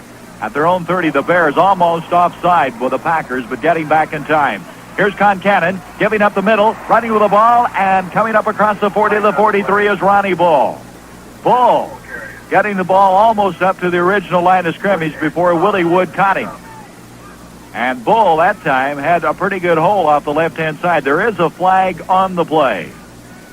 As the discussion going on in the vicinity of the 40-yard line, Wood, a little unhappy about something, evidently doesn't agree with the call. It's illegal procedure against the Bears, and the Packers are going to refuse it. Willie has to make this decision. He could take the 5-yard penalty, which would give the Bears the opportunity to run one more play. But this way, the Bears will have to kick because it is now 4th down, and the Packers will get a few extra seconds on the clock, Gary, to try to get into the end zone or to get into field goal position before halftime. 1:56 left in the first half. I don't know if you noticed, but Wood is hurt a little bit. He's shaking off that hand. I thought he was upset about it. He just had a big collision on that last play. He was bent over a little bit, and now he's back for the anticipated kick at the 15-yard line. Here's the snap to Green. A good rush. He gets it underway. A high kick. Fair catch is called for and made by Willie Wood at the 20-yard line. Kevin Hardy put on quite a bit of pressure that time on Bobby Joe Green. Did a somersault as he came in trying to block the kick, but to no avail. A 37-yard kick sets the ball up at the Packer 20-yard line. 1:48 left to go before halftime. Jim Irwin will have the most entertaining halftime, so stay with it. Here's a quick pitch now to Donnie Anderson turning the corner. He gets up the 25 to the 26-yard line. Knocked out of bounds, a pickup of 6. Anderson showing good outside speed. Buy Atlas tires at your Enco retailer. Strong on safety, Atlas tires have been around long enough to prove it. Speaking of the halftime guest, Gary, as you were, it will be the newly elected president of the Pro Football Writers Association of Wisconsin. And we'll keep you in the dark as to who that is. I'm not sure who was elected. No, I do know. Lee Rummel, who is the sports writer for the Green Bay Press-Gazette, will be our guest. 2nd down 4 from the 26. Green Bay has the ball with 1.5 minutes left in the first half. Receiver split wide left, wide right. A draw up the middle to Grabowski. Picks his way up to the 26 for no gain. Trying to fight his way up the field, and former teammate Leroy Caffey wouldn't let him go any further. As he drops him, they give him about a yard pickup at the most. It'll be 3rd down, still 3 yards to go. The Packers not huddling. They're ready to go. Bart Starr back to throw at the 20-yard line. Has protection screen complete to Grabowski at the 30. And did he get out of bounds at the 31-yard line? An excellent job that time for Grabowski for the first down as he latches onto another pass on the screen situation. Leroy Caffey made the tackle. They marked the ball at the 31-yard line. It was 1:13. The Packers now trying to move here with only a little over a minute to go in the first half. But they still have their 3 timeouts remaining. That was the key 3rd down play, Gary. With that much time, the Bears would have had a chance to move. For the Packers, they are now 4 of 9 on 3rd down plays. Grabowski's caught the ball 4 times for 28 yards this afternoon here in the first half. First down, Starr back to throw at the 22. He's hit, but he stays on his feet. He throws again, and then he's really hit. Incomplete to Donnie Anderson. Bill Staley really dropped Bart Starr at the 20-yard line. Those are the kind of plays you hate to see, and Bart got up a little shaky after that one. Staley was the second guy through. The first guy brushed Starr and actually hit his helmet. Bart then tried to throw to the far sideline to Donnie Anderson, but he was hit as he was throwing the ball, was short of the mark. 2nd down 10. The physical situation of Bart Starr, you don't want to see him even come close to being hit. But that time, Bill Staley really popped him. At the 31, the clock stopped with 1:08. Clancy to the near side, to the far sideline. Carroll Dale, Starr back to throw, has protection, setting up. Now he's hit again. The ball is popped loose. It's picked up by Malcolm Walker, who advances it up to the 33. Now the situation is, I guess his arm was not cocked in an incomplete pass. They rule it a fumble as Walker advances it up to the 33. It was Bill Staley again who got to Bart Starr. And Starr taking quite a beating. Well, that goes down in the rushing column. A pickup of 2 yards on the play, and Malcolm Walker, I would imagine, in his career has never carried the ball that often. So, Tom, put that down on your board. Walker for 2 yards. You're going to confuse Tom Kaminsky. At the 33-yard line, 30 seconds to go in the first half. 3rd down 8. Starr sets up a screen, complete to Anderson, the 25, the 30, breaks the tackle up to the 35-yard line. Anderson turning on a dime, got by one defender, moved it up to the 35. It's short of the first down as Willie Holman made the stop. And now the Bears call timeout with 20 seconds. They're wanting to get this punt before the first half comes under or comes to a conclusion as the Packers will have to get rid of it on a 4th down, still 7, at their own 35-yard line. Anderson doing a lot of work here in the first half. Let's look at him. Anderson, 11 carries, 37 yards. He's caught one pass for 2 yards. Donnie on the ground and in the airways again, a 1-2 punch. Well, we hope your family sails through winter without a single illness. But if a medical emergency does strike, don't worry about the money. Thorpe Finance will lend you all you need. This is the 5th punt of the first half for Anderson. His furthest, 53 yards. The last time, a 39-yarder. At the 20 to kick. Deep, Ron Smith for the Bears. A bad snap again. He's going to have to hurry. He got it underway, but not by much. Ron Smith at the 30's got it. Straight up the field. He comes, spins his way to the 33, and down he goes. Ron Smith is just completely goes out of sight. You couldn't even see him. There were about 6 Packers on top of him as he went down at the 32-yard line. Gary, that looks like a play-action punt on the part of the Green Bay Packers because Donnie Anderson has to move onto his right side. That's 2 in a row, and the ball is just sailing almost as if it's windblown. Malcolm Walker coming over a little unhappy about the way he's snapping the ball, and that's the end of the first half of play. The halftime score at Lambeau Field. The Green Bay Packers 10, the Chicago Bears nothing. This is the Green Bay Packer Football Network. An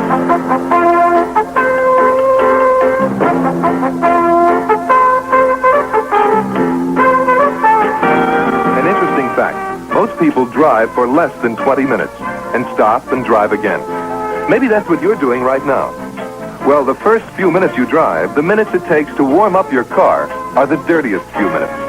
Another interesting fact. We've blended Enco Extra to help clean up those minutes. Enco Extra starts your car fast, warms it up fast, gets it running smooth fast. And a car that's doing that is running clean fast.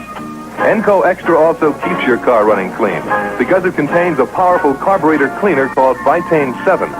And Enco Extra delivers smooth performance all the time you drive. It's a pretty nice little package, Enco Extra is. It runs clean, runs smooth, to help your car run clean. And that is really awfully nice for everybody. Enco Extra.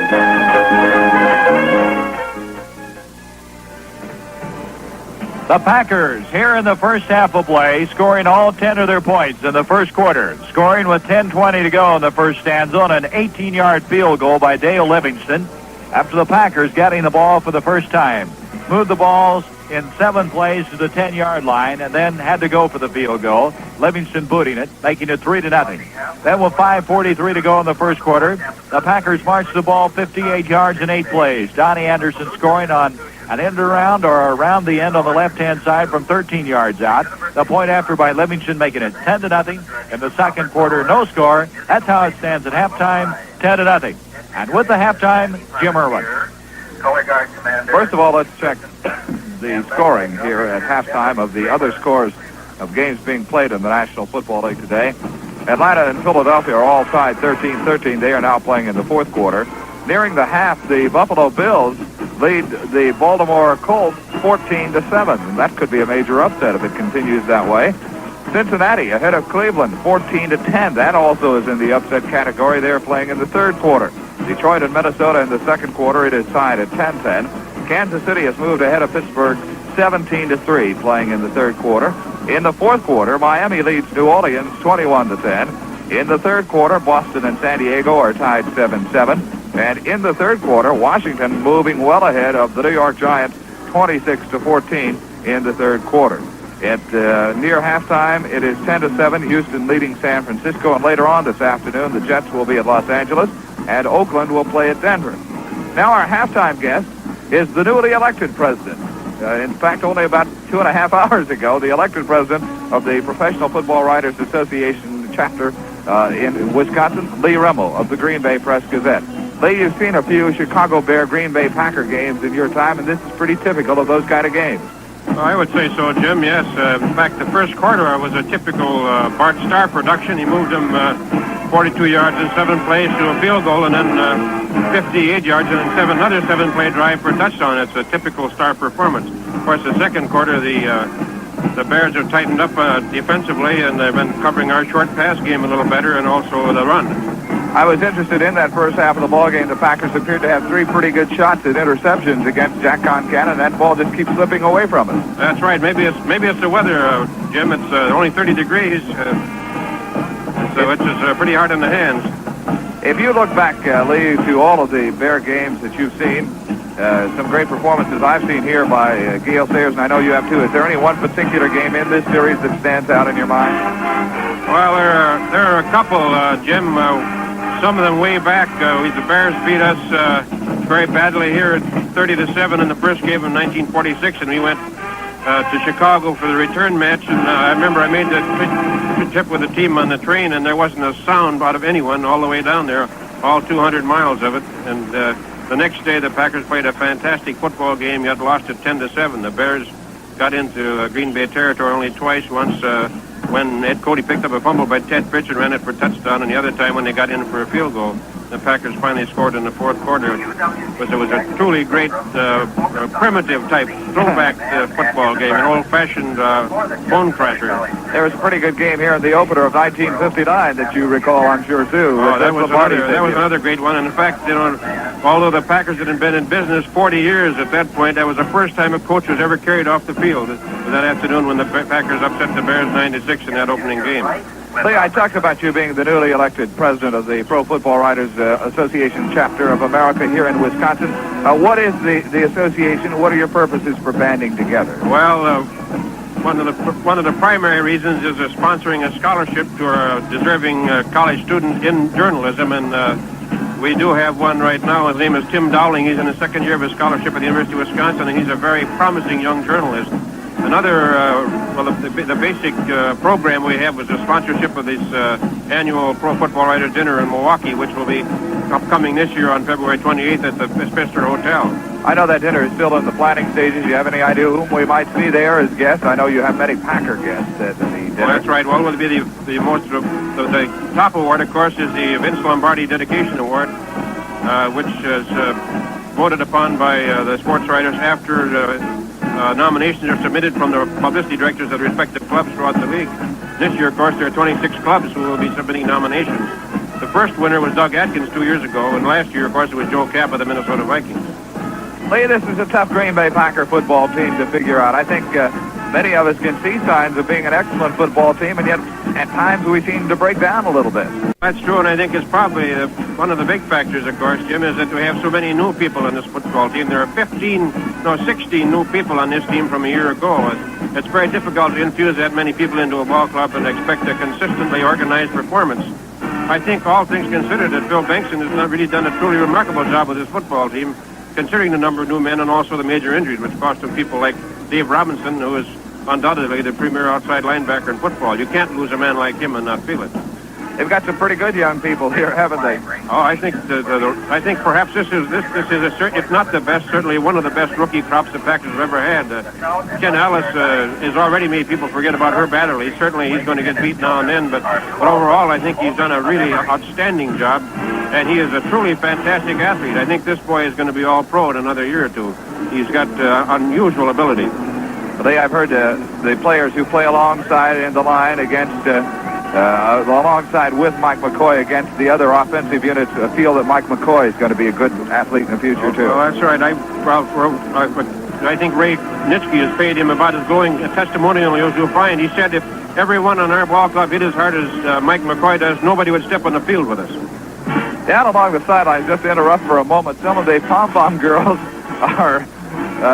they've lit the batons that they're carrying, and some of the pom-poms caught on fire, and the emergency services were brought into use to put those pom-poms out on the sidelines, and I think they have everything pretty well in control. You're not much of a problem here in an open stadium like this, but for a moment there was a little panic down there on the field.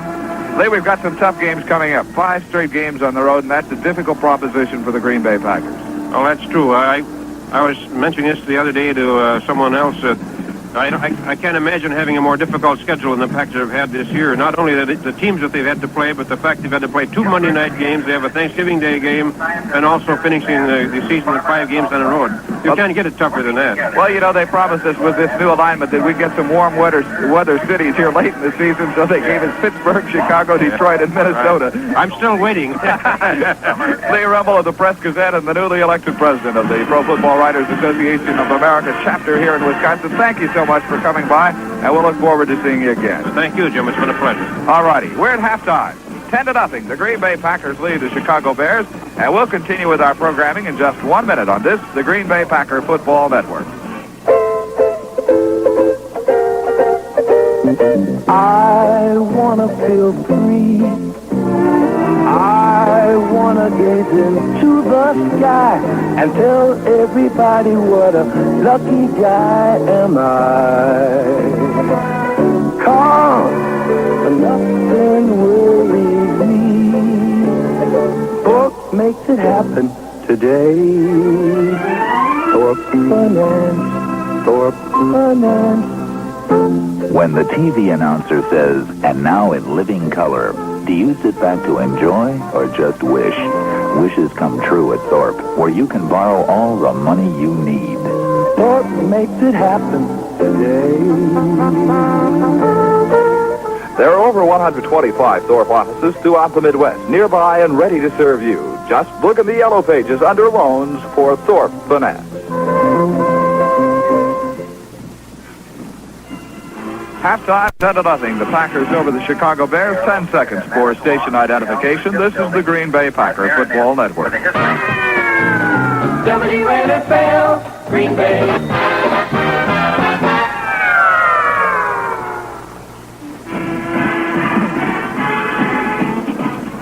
Guests appearing on our show receive a $25 Terra gift certificate. Check Terra's new double knit-shaped blazer. You never felt anything on you like Terra's double knit fabric. Terra blazers feature new wide lapels and special imported oversized buttons. You can see them at Johnny Walker's. And a radio from House of Windsor Palma Cigars, a blend of the world's finest filler tobaccos. Cigars with flavor so good you enjoy it even when it is lit. And an assortment of Samsonite decision games. Football, baseball, basketball, hockey, golf, mission space. All computer designed using actual game or navigational statistics. You'll actually make all the decisions with realistic play results. Exciting fun with Samsonite decision games. End of the game on the Clem Collard, who has for the past 50 years spent time in the press box watching the Green Bay Packers, and he told me he had missed only one half of one game in his 50 years of coverage, and I imagine he'll have some interesting things to tell us on our post-game show today. The statistics of the first half: first downs, the Chicago Bears 6, the Green Bay Packers 9. The Bears had 1 first down by rushing, 4 by passing, 1 by penalty. The Packers had 2 by rushing, 6 by passing, and 1 by penalty.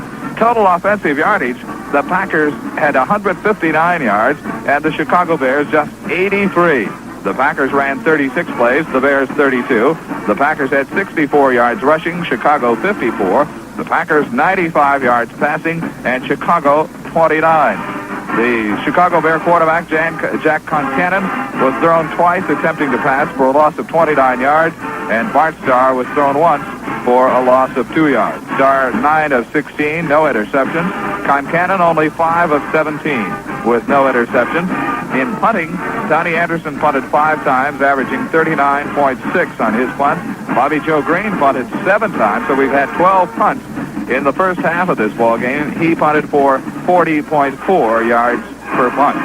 The Chicago Bears fumbled twice. They didn't lose any. The Packers fumbled once. They did not lose any. Very few penalties. The Bears 1 for 11 yards. The Packers 3 for 15.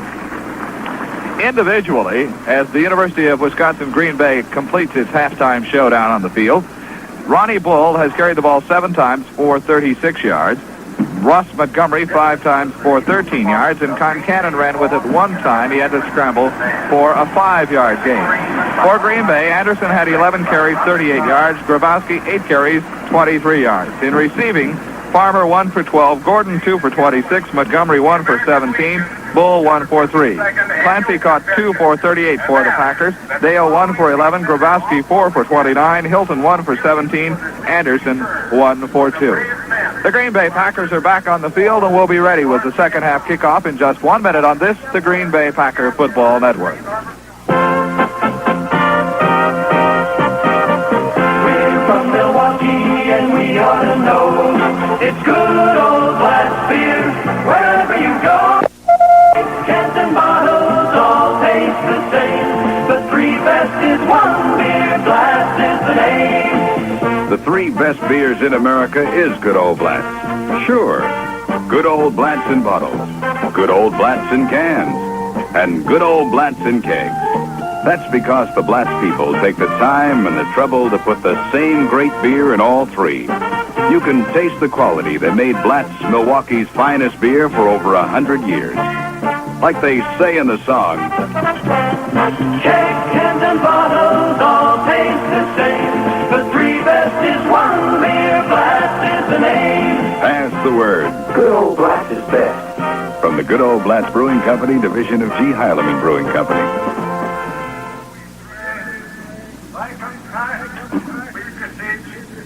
Lift their burdens, give them strength, and strike the shackles that deny them their freedom. Amen. A prayer said here at halftime for the imprisoned veterans of war, this being the week of Veterans Day, last Wednesday, and the prayer said here at halftime. Now the Chicago Bears are coming back out onto the field, and they get their usual greeting here at Lambeau Field. I think there is a kind of fondness for the Chicago Bears on the part of the Green Bay Packer fans because they are such great rivals. And it's always an enjoyable time when the Green Bay Packers and the Chicago Bears meet. It's even more enjoyable if you lead 10-0 at halftime. And the Green Bay Packers do lead 10-0 at this point in the ball game. But we have done this before against the Bears, and the Bears always present a threat to you. So we'll wait and see what happens here in the second half of the ball game. Bart Starr played the entire first half.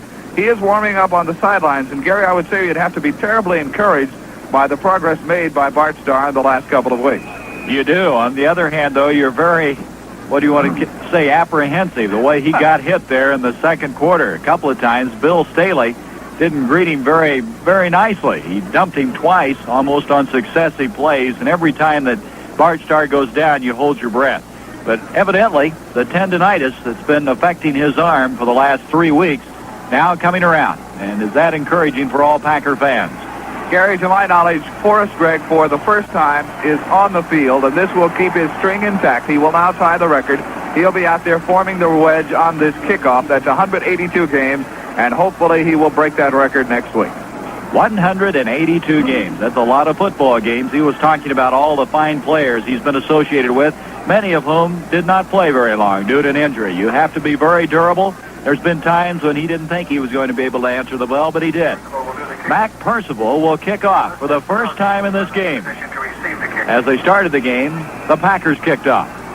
Deep Ellis and Larry Krause standing to the goal line, the run-up, and a line drive kick. Hits over Dick Hines, picked up by Krause at the 20, 25. He stays on his feet across the 25 up to the 29-yard line.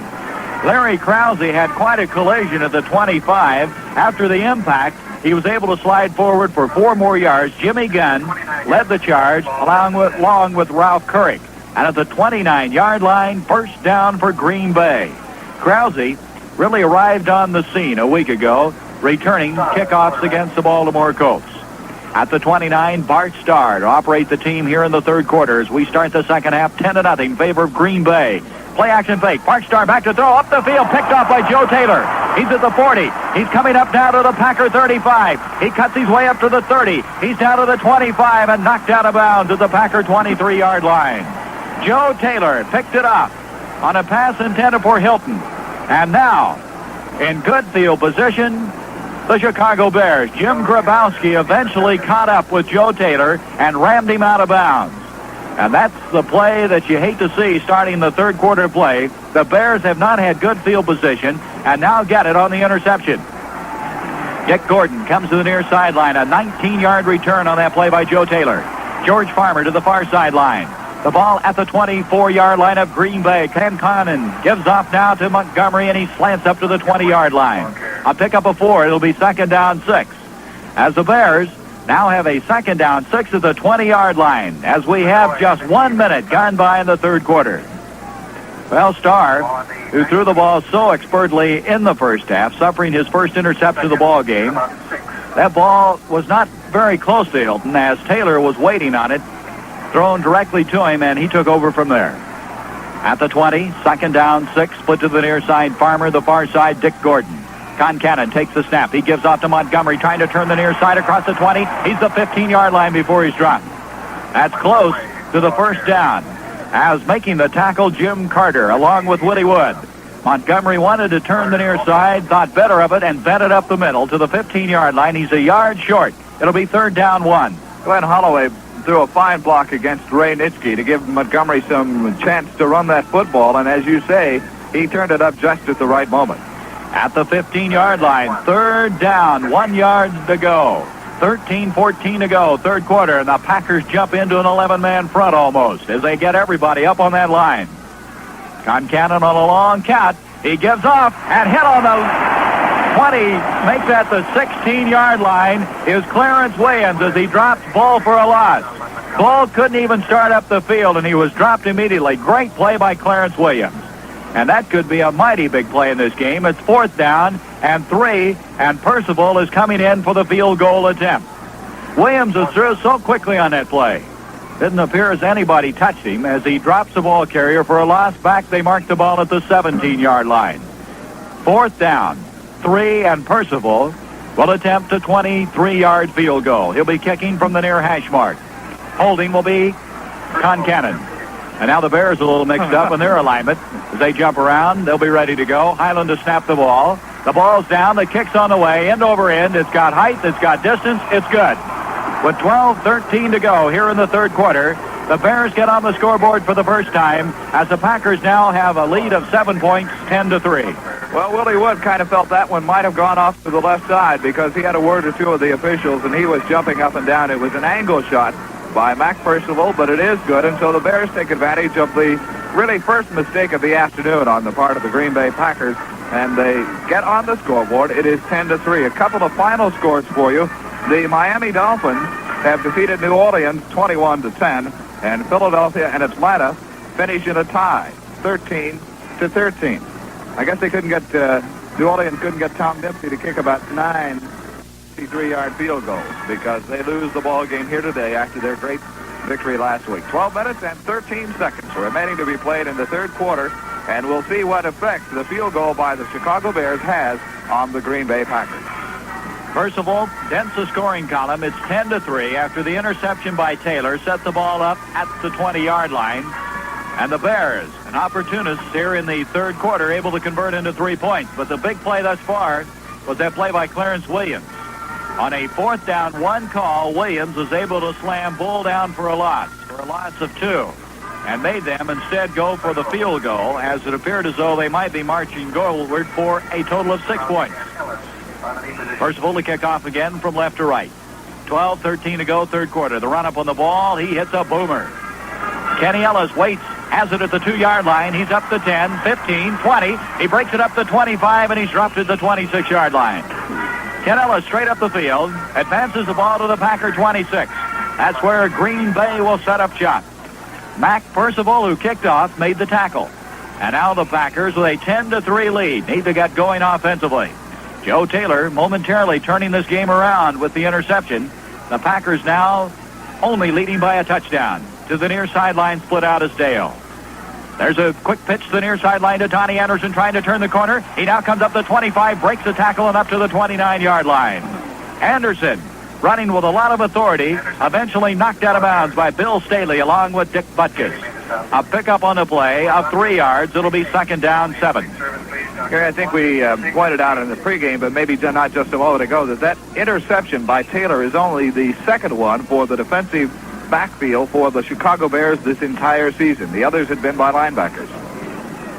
But it came at a very inopportune time as far as Packer fans are concerned. Second down, 6 call from the 29. Clancy to the near side, the far sideline, Carroll Dale.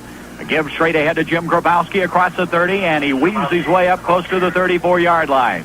He is short of the first down as Leroy Caffey made the tackle for the Bears, along with Ed Obradovich. And now it's going to bring up, still 2 yards short of the first down. Third down, 2. They need to advance the ball just across the 35-yard line. Make it third down, a long 1. As the ball is resting at the 34-yard line, the Packers huddle at the 25. 11:13 to go. Third quarter, 10-3. The Packers lead the Bears. Starr splits the backs of Anderson and Grabowski. On a long count from Malcolm Walker, takes the snap. He gives to Grabowski. He spins across for the first down as he comes up to the 38-yard line. He was hit at the line of scrimmage, but with a good spinning move, able to pick it up. Doug Buffone, the linebacker, made the stop for the Bears, but not until Grabowski made it. Good job by Grabowski, who has certainly filled in well for the injured Travis Williams. Against the Colts, playing well, also against the 49ers, and here today.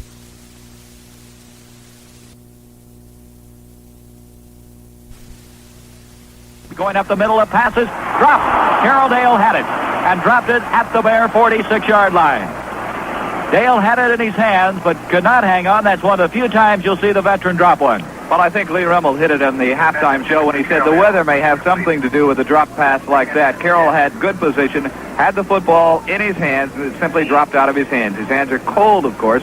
It is about 32 degrees here in Green Bay. It's a very cool day. That brings it back to the 38-yard line. Second down, 10. The clock stopped with 10:29. As Starr that time threw the ball on the button. Near sideline Clancy, far sideline Carroll Dale. Starr, play action fake, back to throw at the 30-yard line. Now scrambling a little bit. A flag thrown in the air as he sprints, throws the far sideline to Hilton. He's got it, 45. He's up the 50, the 45, the 40, and knocked out of bounds at the 36. But as we told you earlier, there's a flag back at the 30-yard line. It looked like it was right around where Starr was trying to maneuver. We anticipate a holding penalty. Well, it's going to be called against Francis Pay. He and the defender whom he was trying to block away from Bart Starr was Ed Obradovich, and it was right in front of the official. The official saw the play. Bart was going to be thrown had Francis not been able to hold off Obradovich, and so the penalty goes against the Green Bay Packers and nullifies a big gainer. But that was a kind of a scrambling gainer on the part of Bart Starr. Now John Spillis will come in to give the Packers a breather for Jack Clancy, who goes out of the ball game.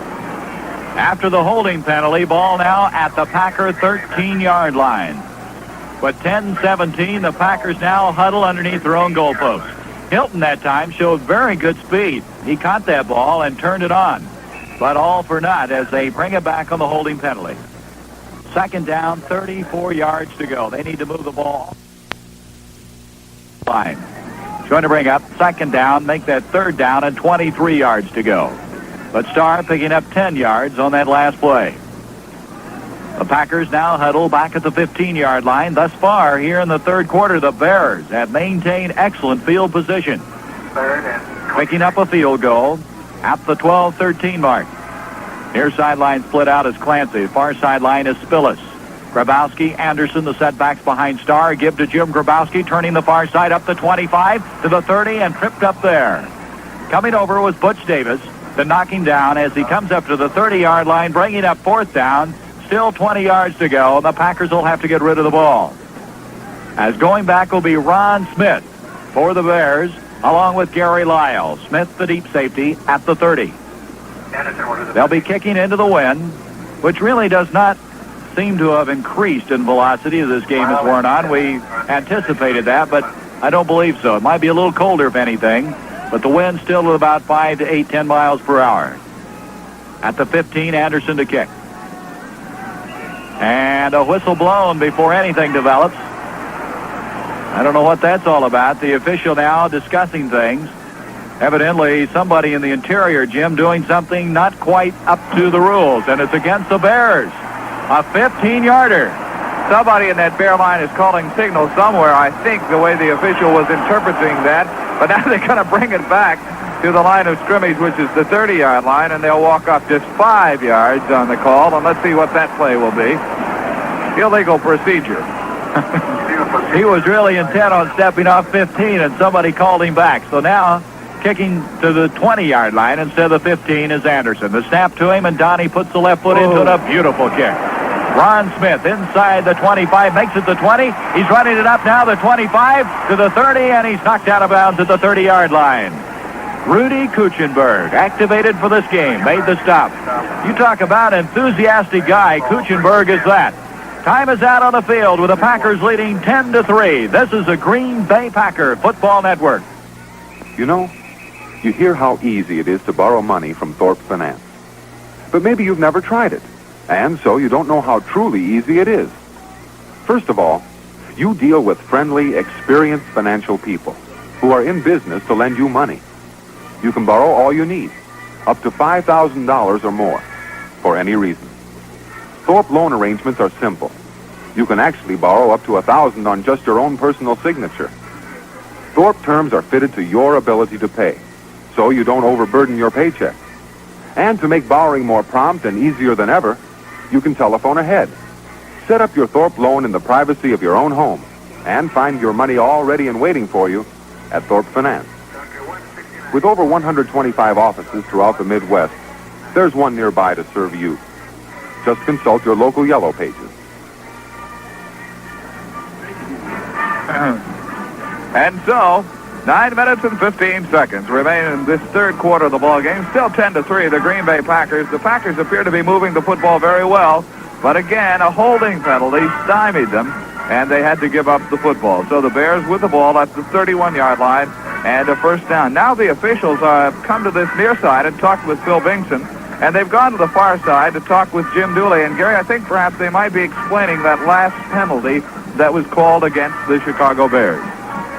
You may have called it well, Jim, in saying that the Bears verbally were saying something, trying to break up the cadence. And, of course, you can't do that. That's illegal procedure. Really didn't make that much difference. Possibly field position of 5 yards at the most. At the 31-yard line, the Bears set up shop. First down. They trail 10-3. 9:15 to go, third quarter. Concannon straight back to throw at the 20-yard line. Going up the middle. Down there's Gordon. He's got it at the 20. He's going to go all the way for the touchdown. Dick Gordon, over the outstretched arms of Doug Hart, caught the ball, went in, and that is a play earlier that Gordon dropped in the end zone. He caught it this time, and now, just like that, this football team from Chicago has a chance to knot this ball game up. A big play to Dick Gordon. Gordon just seems to paralyze everybody with his field, or his speed, as he turns it on in the open field, and nobody seems to even come close to him. Now Concannon on a first down call. 69 yards, Gary, on the play. A 69-yarder, and that's the 8th touchdown pass of the year for Dick Gordon. All of them have been caught by Gordon in the receiving department. Concannon to hold, Percival to attempt the point after to try to tie it up at the 9:05 mark. The snap, the boot, it's good, and it's a brand new ball game. A 10-10 game with 9:05 to go in the third quarter. You know, running short of Blatz at this point is either unsportsmanlike conduct or a personal foul. Don't let either happen to you.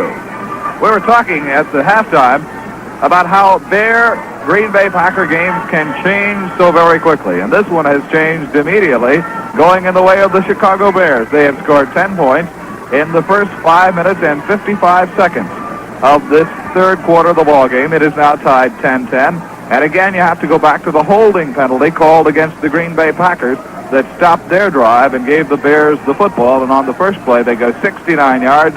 Gordon, with that great speed, just outran everybody. Well, the Bears are dominating this third quarter like the Packers dominated the first quarter. Kicking off from left to right, Mac Percival. Ellis, Krause standing at the 3-yard line. The run up. He hits a good one end over end. Krause waits at the goal line. He drops the ball. Now turns around, picks it up to the 3-yard line. Up to the 9-yard line, and that's all he got. Larry Krause lost the ball, picked it up, and then didn't have a chance to advance it very far. As the Bears come storming down, and again, the Packers have bad field position. And, Jim, the Packers have not had good field position this entire second half. And you can see what a key that is in any football game. Here the Packers having to start from their own 8-yard line. And Bart Starr has been known to put the ball in the air on the first play of a situation like this. We'll watch and see what happens. at the 8-yard line. First down, Green Bay, with 8:37 to go in the third quarter. A give to Donnie Anderson across the 10 and hit hard at the 11. Looked like he was moving somewhere, and all of a sudden Dick Butkus got there. And Butkus took over. He just dominated that one at the 12-yard line. They give him a pickup of 4, second down, 6. Anderson and Butkus have had a few meetings here this afternoon. Detroit has scored 10 points, leads Minnesota 20-10 in the third quarter. So the Lions coming to life this afternoon against the Vikings. Second down, 6 call from the 12-yard line. Starr gives to Grabowski, and he's up to the 15-yard line before he's downed. It'll bring up a third down and 3 call for the Packers. They need to move the ball to the 18-yard line. Leroy Caffey made the tackle for the Monsters of the Midway, and now, third down, the Packers 3 yards short. They need to keep this drive going. They need some field position. They appeared to have it at one time on a pass to Hilton, only to have the holding penalty bring it back. Clancy split to the near side, Dale to the far side. Grabowski and Anderson split in the backfield.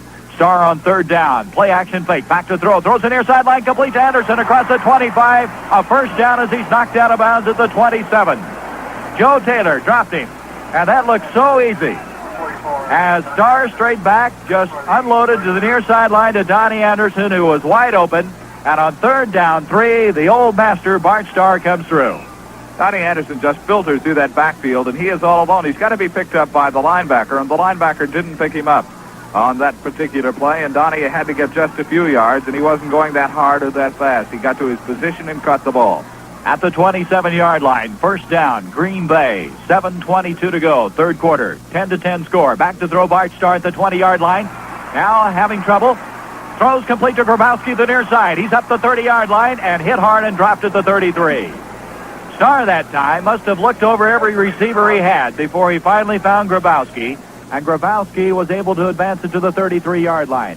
Obradovich, Butkus, and Holman, all 3 there to make the tackle. A pickup on the play of 5 yards, second down 5. Bill Hayhoe now has come in, replacing Francis Pay at offensive tackle. Starr showed very good poise that time, as they evidently had his primary receivers covered, and then the safety valve was open to Grabowski. At the 33, Clancy to the near side, Dale to the far side. Second down 5, give to Anderson across the 35, the 40, breaks the tackle to 45. He's up to the 50 and down there. First down, Green Bay. Donnie Anderson, open field running, beautiful job. Doug Buffone eventually got him, and there's the reason, Jim, why Donnie Anderson's having such a great year, both power as well as open field ability. He seems to have matured, as it has been written the past several weeks, so very much, making the right cuts at the right time, not overrunning his defenders. He lets the defenders commit himself, and then he makes his right move. First down. Also, Forrest Gregg now is in at one of the offensive tackles for the Packers. First down, just across the 50-yard line in Bear territory. Bart Starr straight back to throw at the 40-yard line. Sets up, throws complete to Grabowski at the 45, and he's dropped immediately. At the 45-yard line, Dick Butkus, not only did he make the tackle, he took the blocker, Malcolm Walker, with him. He made 2 tackles on one play. Both Walker and Grabowski went down. Well, it wasn't a very good block thrown by Malcolm Walker, but it's difficult to throw a good block against Dick Butkus. The Packers had it set up perfectly. Grabowski was behind one blocker with only one defender, and they had 10 or 15 yards if you get that one block, but the Packers did not get the one block. Loss of 5, second down 15. Our spotter, Bob Brennan, points out that the Bears now jumping to a defensive alignment of 3-4 on a passing situation. 3 men on that forward rush against Bart Starr. Second down 15, back to throw at the 35. Passes complete to Grabowski at the 45, 50. He lowers his head and comes into Bear territory at the 48. And that's as far as he goes as Caffey and Taylor arrive on the scene. It's still going to be 8 yards short of a first down. Third down, 8. A final score for you. Kansas City has beaten Pittsburgh 31-14. San Diego now leads Boston 16-7 in the fourth quarter. Detroit 20, Minnesota 10 in the third quarter. Houston 10, San Francisco 9 in the third quarter. And the Giants trail Washington 33-28. They're in the fourth quarter. 4 minutes, 28 seconds left to be played in the third quarter. The Packers break huddle, third down, close to 9 yards to go. To the far sideline, Dale split out. To the near sideline, Clancy.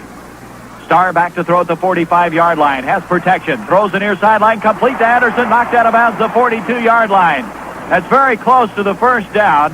But I believe he's inside that forward part of the stick by about a yard. Let's pause 10 seconds for station identification. This is the Green Bay Packer Football Network. WNFL, Green Bay.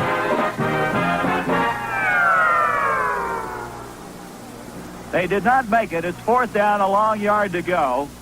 The Packers will kick the football, and it looks like Livingston is going to do it. Dale Livingston will kick for Donnie Anderson, who might be a little bit tired after catching that last one. No, they're going for the field goal. This will be a 49-yard attempt. Livingston will attempt it from 49 yards out. Starr to hold. The snap, the ball's down, the kick's up, end over end, and did it make it? It did!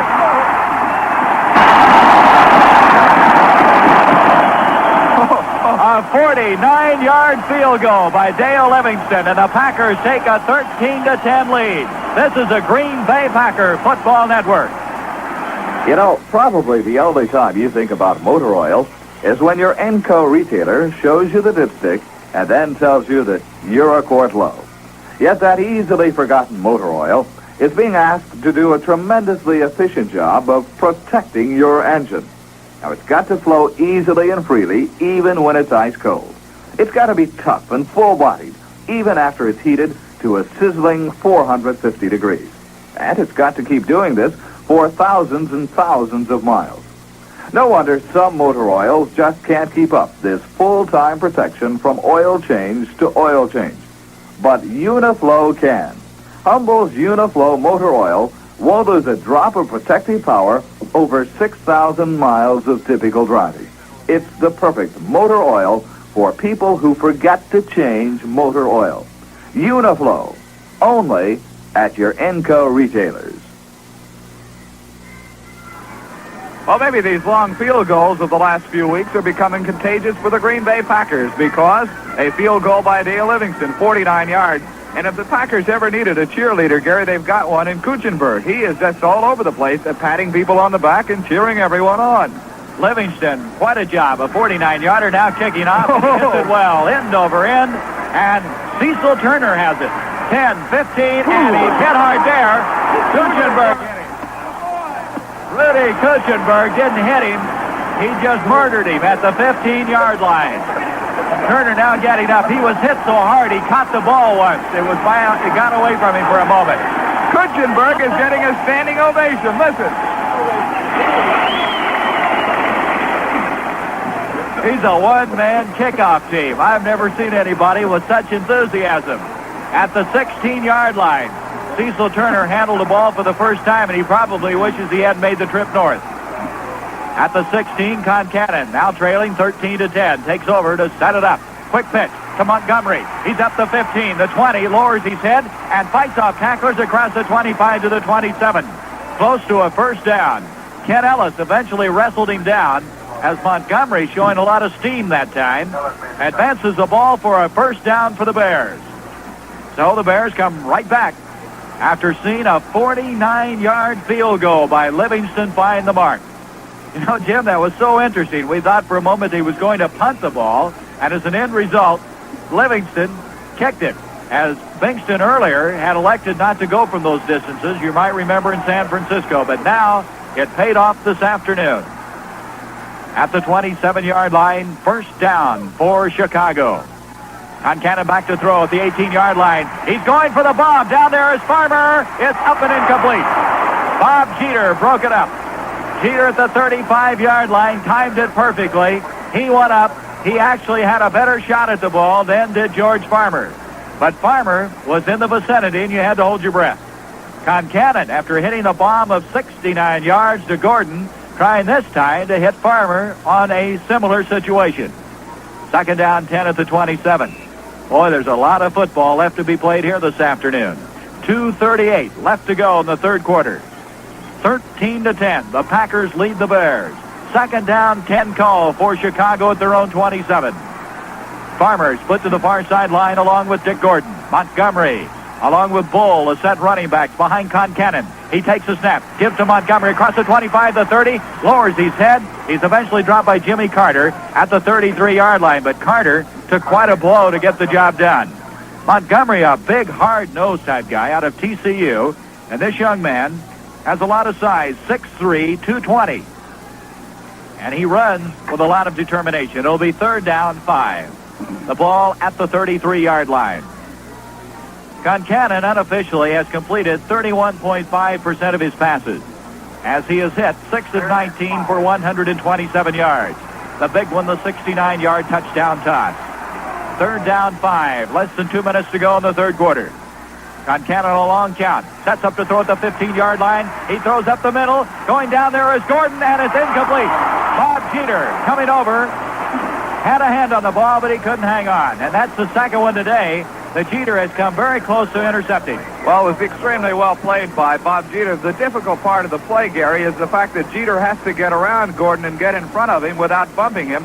And Bobby did a good job of that, broke the pass play up. That's the most important thing that he has to do on the play. He broke it up and then tried to make the interception, but just could not hold on to it. That for Chicago is 2 third down tries here in the third quarter, unable to convert any of them. The interesting thing on that, Jim, it appeared as though Concannon just threw to a spot and let Gordon run to it, as Gordon, with that great speed of his, was really moving in a hurry. Green to kick from the 20. The snap, the boot. A high, wobbly kick. Fair catch called for by Willie Wood. He makes it at the 30-yard line. And that's where the Packers set it up 70 yards away with 1 minute, 41 seconds left to go in the third quarter. The Packers leading 13-10 on the strength of a 49-yard field goal by Livingston. The crowd fired up here on a cool day in Lambeau Field. Temperature at kickoff 30 degrees, but a very pretty day from the standpoint of very few clouds in the sky and a capacity crowd of 56,000 plus. Clancy to the near side, to the far side split out is Carroll Dale. At the 30-yard line, Bart Starr takes a snap, gives off to Donnie Anderson, and he lowers his head for 3 yards to the 33. Pointed out that for the second series in a row now, this is Forrest Gregg and Bill Hayhoe at the offensive tackles for the Green Bay Packers, and I doubt that there is any team in professional football that has 4 better offensive tackles than the Green Bay Packers have. Hayhoe filled in very well when we had injury problems at the tackle position, and of course there's no need to talk about Forrest Gregg. He's been around 182 games. 55 seconds to go in the third quarter. 2nd down, 7. A pickup of 3 on the last play. The ball at the Packer 33. Bart Starr gives on the draw to Jim Grabowski, breaks it up to the 34, and down he goes. Grabowski almost got to the outside, but not quite, as Bill Staley flying over, and number 51, Dick Butkus. So it brings up 3rd down and 6 yards to go. A pickup of 1 to the 34-yard line. And back at the 20, Bart Starr talks things over with the green and gold. The Packers buoyed momentarily by that 49-yard field goal, a thing of beauty by Dale Livingston. Livingston, as we said, worked on getting his field goal kicks away quicker this week, and evidently it's paid dividends as he's kicked 2 field goals this afternoon, one of 18 and one of 49 yards. Back to throw, Bart Starr at the 25-yard line. He is hit and dropped there. He went down in a hurry, as making the tackle Willie Holman. And that's the end of the third quarter. After 3 quarters, the Packers 13, the Bears 10. This is the Green Bay Packer Football Network. I wanna feel free. I wanna gaze into the sky and tell everybody what a lucky guy am I. 'Cause nothing worries me. Thorpe makes it happen today. Thorpe Finance, Thorpe Finance. When insurance doesn't cover all your medical costs, be glad you have a friend in your Thorpe office manager. He'll lend you up to $5,000 or more. Thorpe makes it happen today. There are over 125 Thorpe offices throughout the Midwest, nearby and ready to serve you. Just look in the yellow pages under loans for Thorpe Finance. Well, the Green Bay Packers have their secret weapon into the ball game on this punt. Rudy Kuchenberg is in.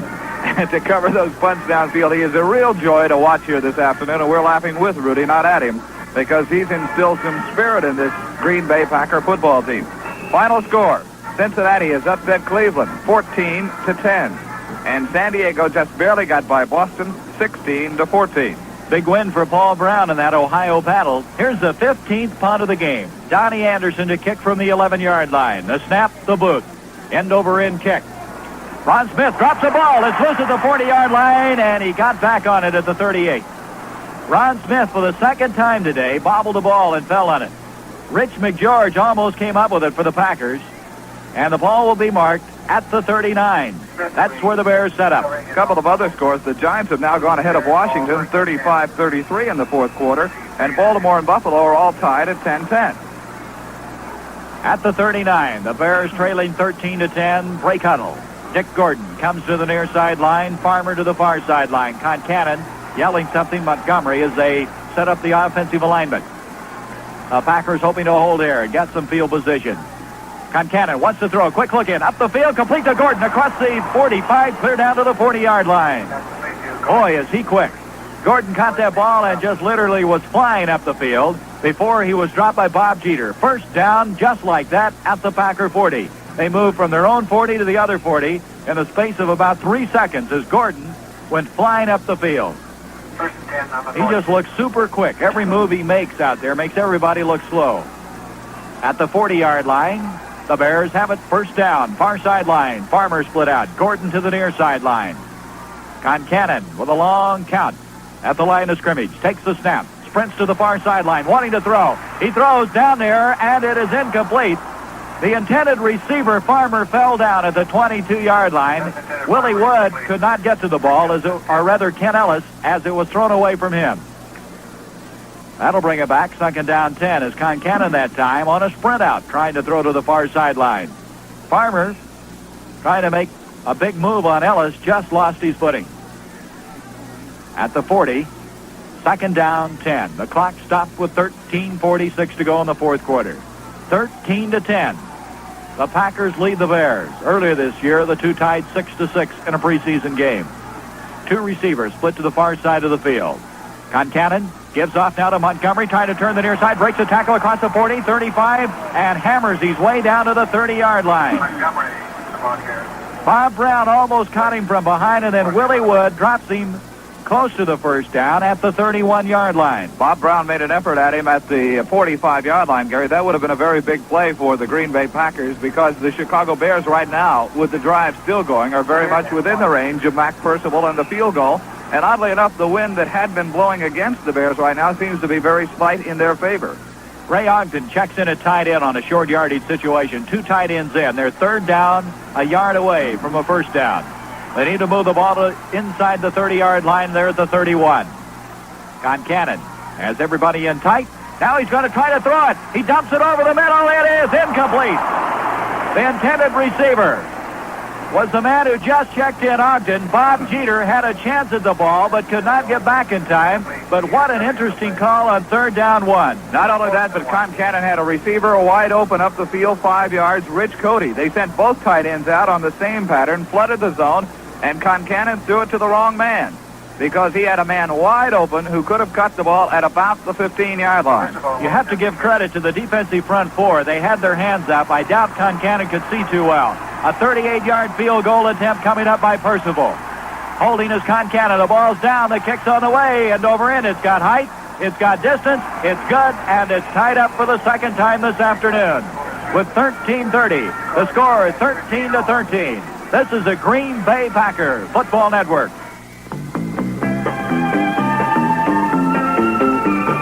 We're from Milwaukee, and we ought to know it's good old black beer wherever you go. Cakes, cans, and bottles all taste the same. The three best is one beer, Blatz is the name. The three best beers in America is good old Blatz. Sure, good old Blatz in bottles, good old Blatz in cans, and good old Blatz in kegs. That's because the Blatz people take the time and the trouble to put that same great beer in all three. You can taste the quality that made Blatz Milwaukee's finest beer for over 100 years. Like they say in the song... Cakes, cans, and bottles all taste the same. The three best is one beer, Blatz is the name. Pass the word. Good old Blatz is best. From the Good Old Blatz Brewing Company, division of G. Heilemann Brewing Company. So the Chicago Bears have come right back, and with 13 minutes, 30 seconds left in this ball game, it is 13-13. And the Green Bay Packers, with a good defensive effort, stopped the drive of Chicago, kept them from getting that touchdown that would have sent them ahead. But now the Packers will have to come from behind again. Percival, who just booted a 38-yarder, will kick off from right to left. Krause, Ellis stand at the goal line. 13:30 remaining. The run up on the ball, and he hits a high end-over-end kick. A little bit short. Ellis takes it to the 10, 15, 20, and he's hit straight up in the air and comes down at the 23-yard line. Rich Cody was the guy that sent him straight up in the air. And at the 22-yard line, where they marked the ball, the Packers take over. They now have, we thought, the wind to their back, but as we look around, as Jim mentioned, the wind a little bit difficult to gauge right now as we set in this completely circular facility. We'll say it's a swirling wind. At the 22-yard line, first down to the near sideline, Dale. Far sideline, Jack Clancy. Bart Starr gives off to Anderson. A reverse in the round to Carroll Dale. He's up to the 22. He goes out of bounds for a yard gain at the 23. As the Bears may have been looking for something. They were able to string out their defense most effectively on an end around that Carroll Dale took on a reverse action for a gain of 1. Most interesting block on the play was Bart Starr against Ed O'Bradovich. That's it. That's the bad part about a play like that. Unfortunately, those things seem to work better against us than for us.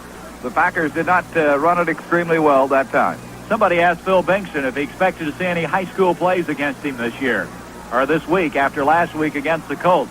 Well, he went back to a little wrinkle himself here this afternoon, but only netted 1 yard.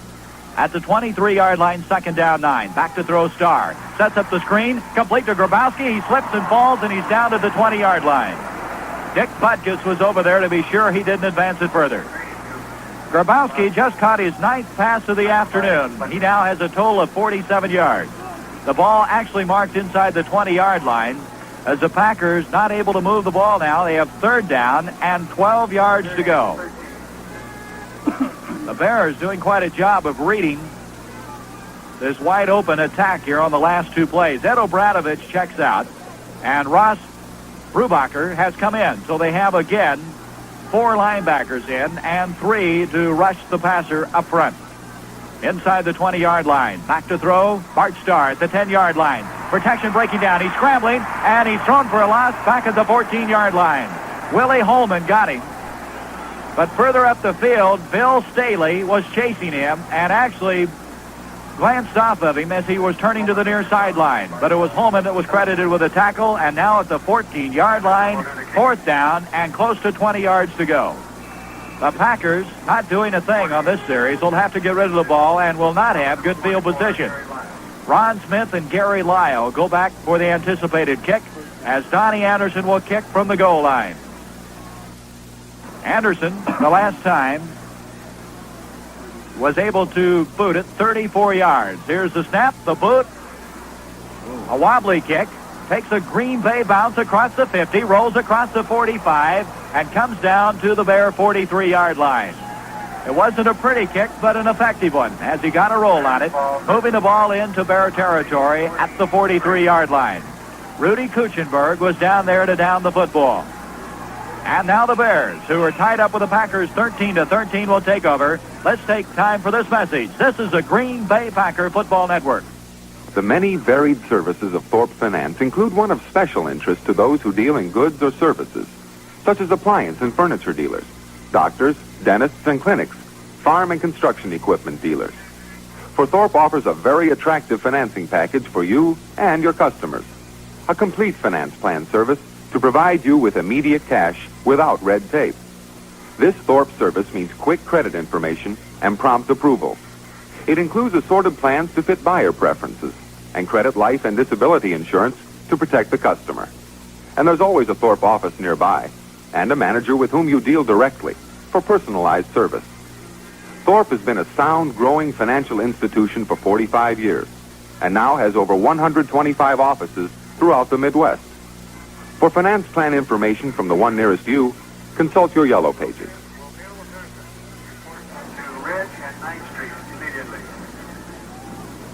Now it becomes the job of the Green Bay Packer defensive unit to stop the Chicago Bears. The ball in good field position for Chicago at their own 42-yard line, and 11 and a half minutes left in the ball game.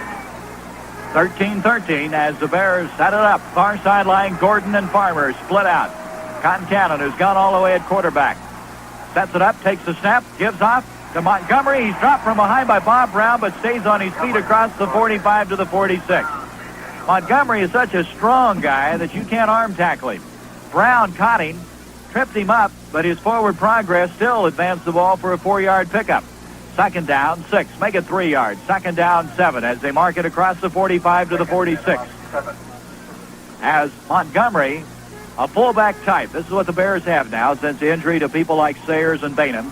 They have the fullback type runners in Bull and Montgomery, but they have done a very creditable job. Second down, 7 from their own 46, the Bears.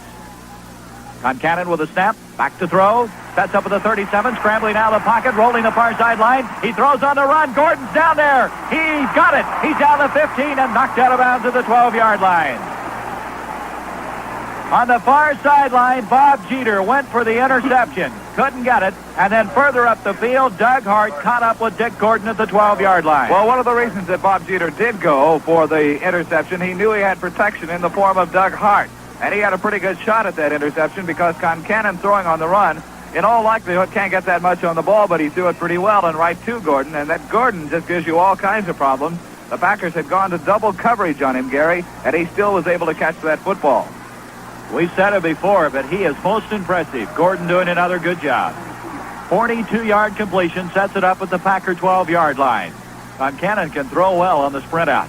A give to Montgomery. He's down to the 10-9, possibly the 8-yard line. Montgomery hitting off the right-hand side. The interior of the Packer defense, led by Clarence Williams and Bob Brown, make the stop. They mark it at the 9-yard line. It'll bring up second down and 7. A pickup of 3. They can actually pick up a first and goal at the 2-yard line.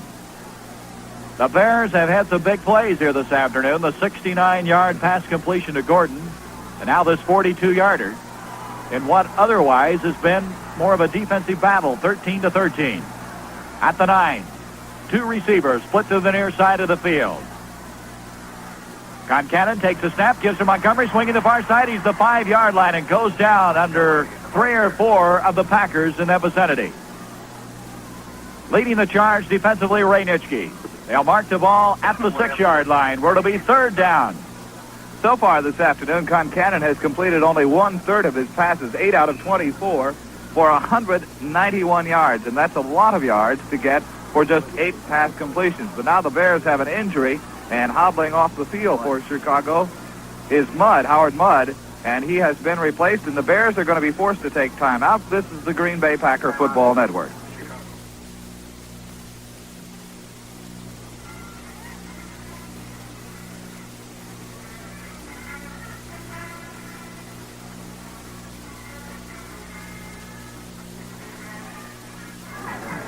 Well, we're back here at Lambeau Field again.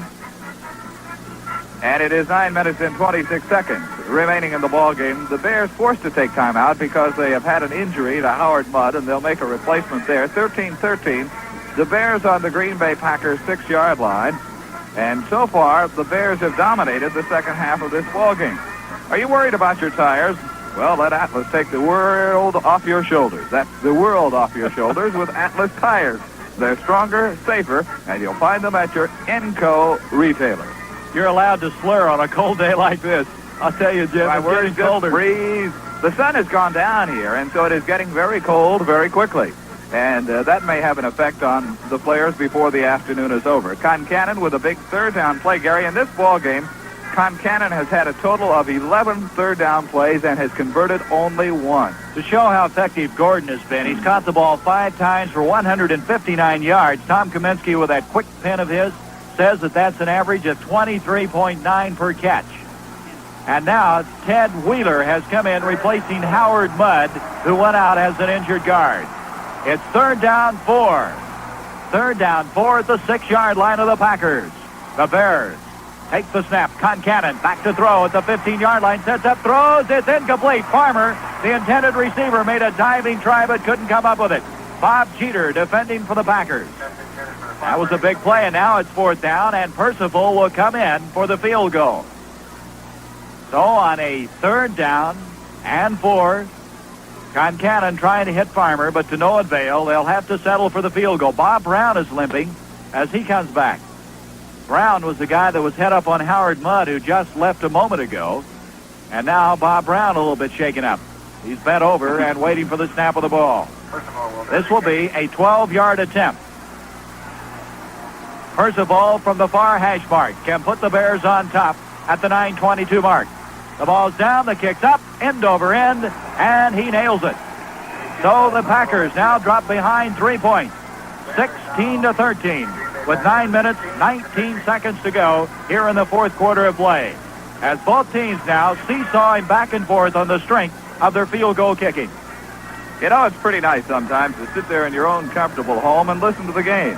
You can arrange a prompt cash loan, too, in your home by telephoning Thorpe Finance.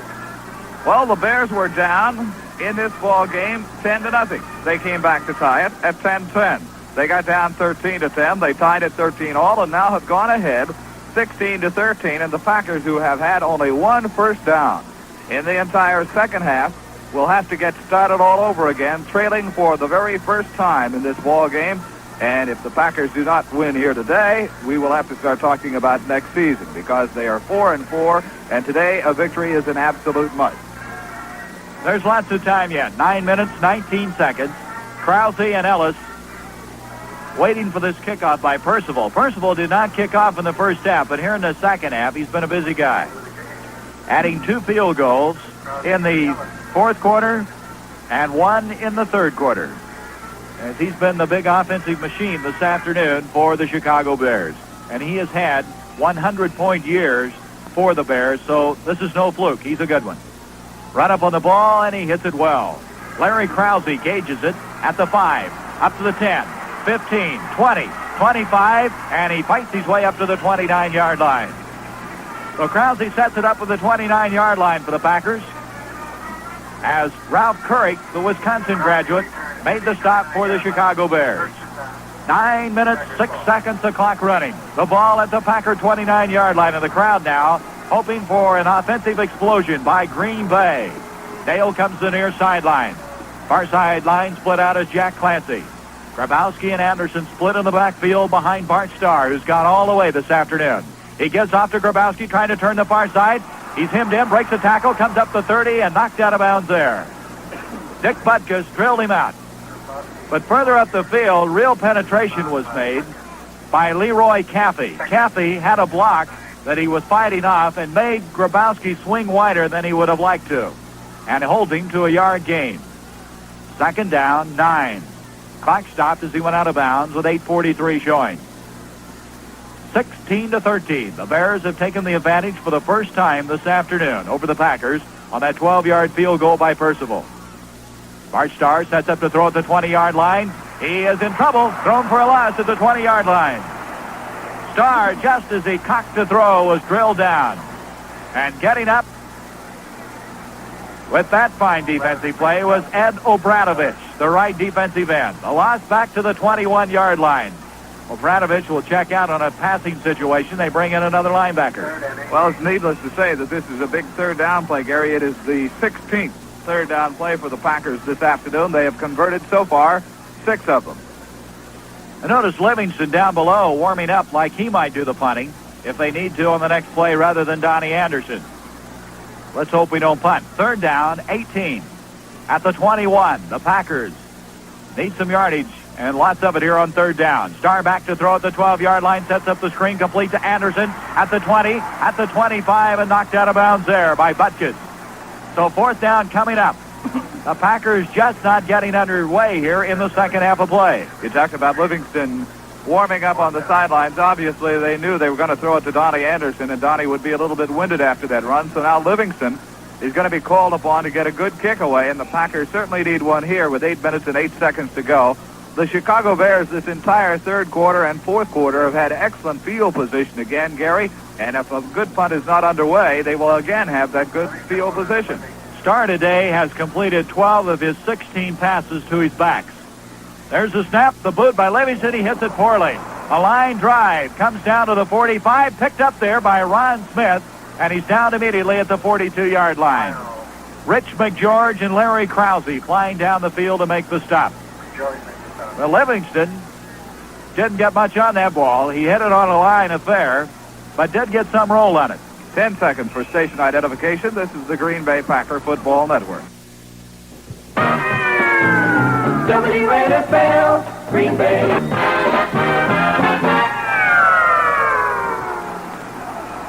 At the 43-yard line after a 38-yard kick by Livingston, the Bears have it first down.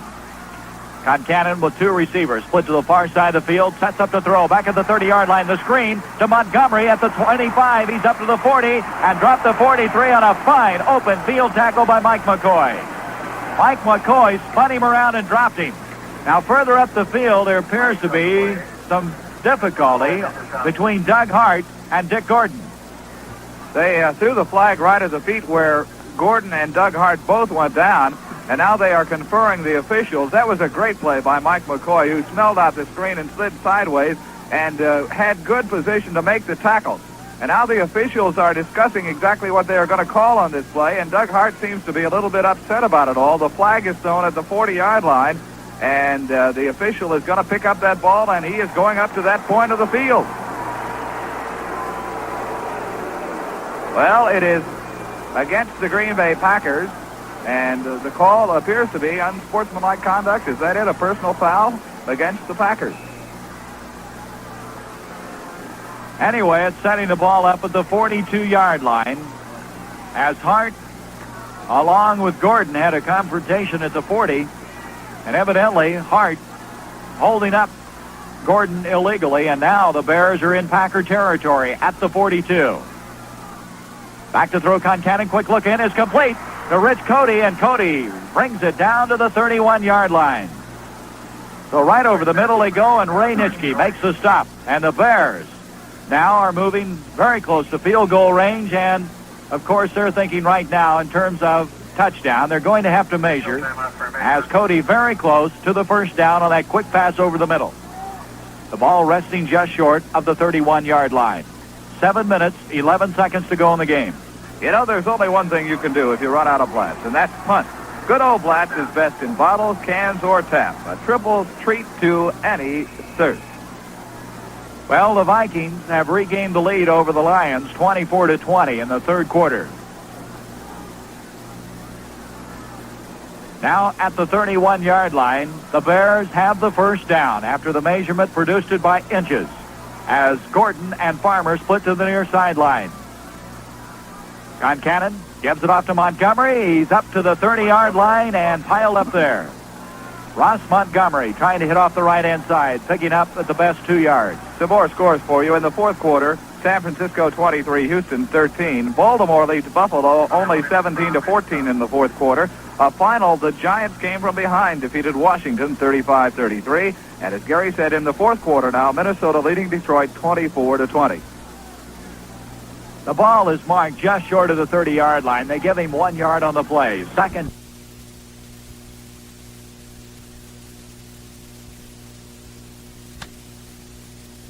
As the Packers trail 16-13. Concannon, receivers wide left, wide right. On a long count, quick pitch, far side to Ronnie Bull. He's to the 30-yard line, and that's all as he's hemmed in and dropped. Good defensive play by Ray Nitschke. Nitschke grabbed him by the jersey and spun him around and dropped him. So there's no gain on that play. Third down. The Packers hoping to hold here. Now a field goal would not really be of consequence if they could hold them on that. Because then still the Packers with a touchdown and a point after could win this football game. The ball at the 30, short of it by about a half yard. Third down, 9.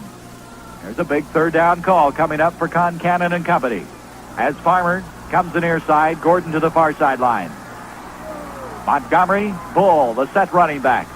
Concannon on a long count. He gives off to Montgomery inside the 30 of the 25. He's short of the first down, but not too far from it as he comes to the 24-yard line. Boy, this guy has been impressive this afternoon. They mark it at the 24-yard line. Making the stop was Jim Carter. It's 4th down, 3. And the field goal team is going to come in. The purpose of the field goal team, of course, is if they do make it, they force the Green Bay Packers to have to go for the touchdown rather than being able to settle for a tie with a field goal and try something else. The Packers must go for the touchdown if the Bears make this one. At the 24-yard line, 4th down, 3. This will be a 31-yard attempt from center field, right in the middle of the field.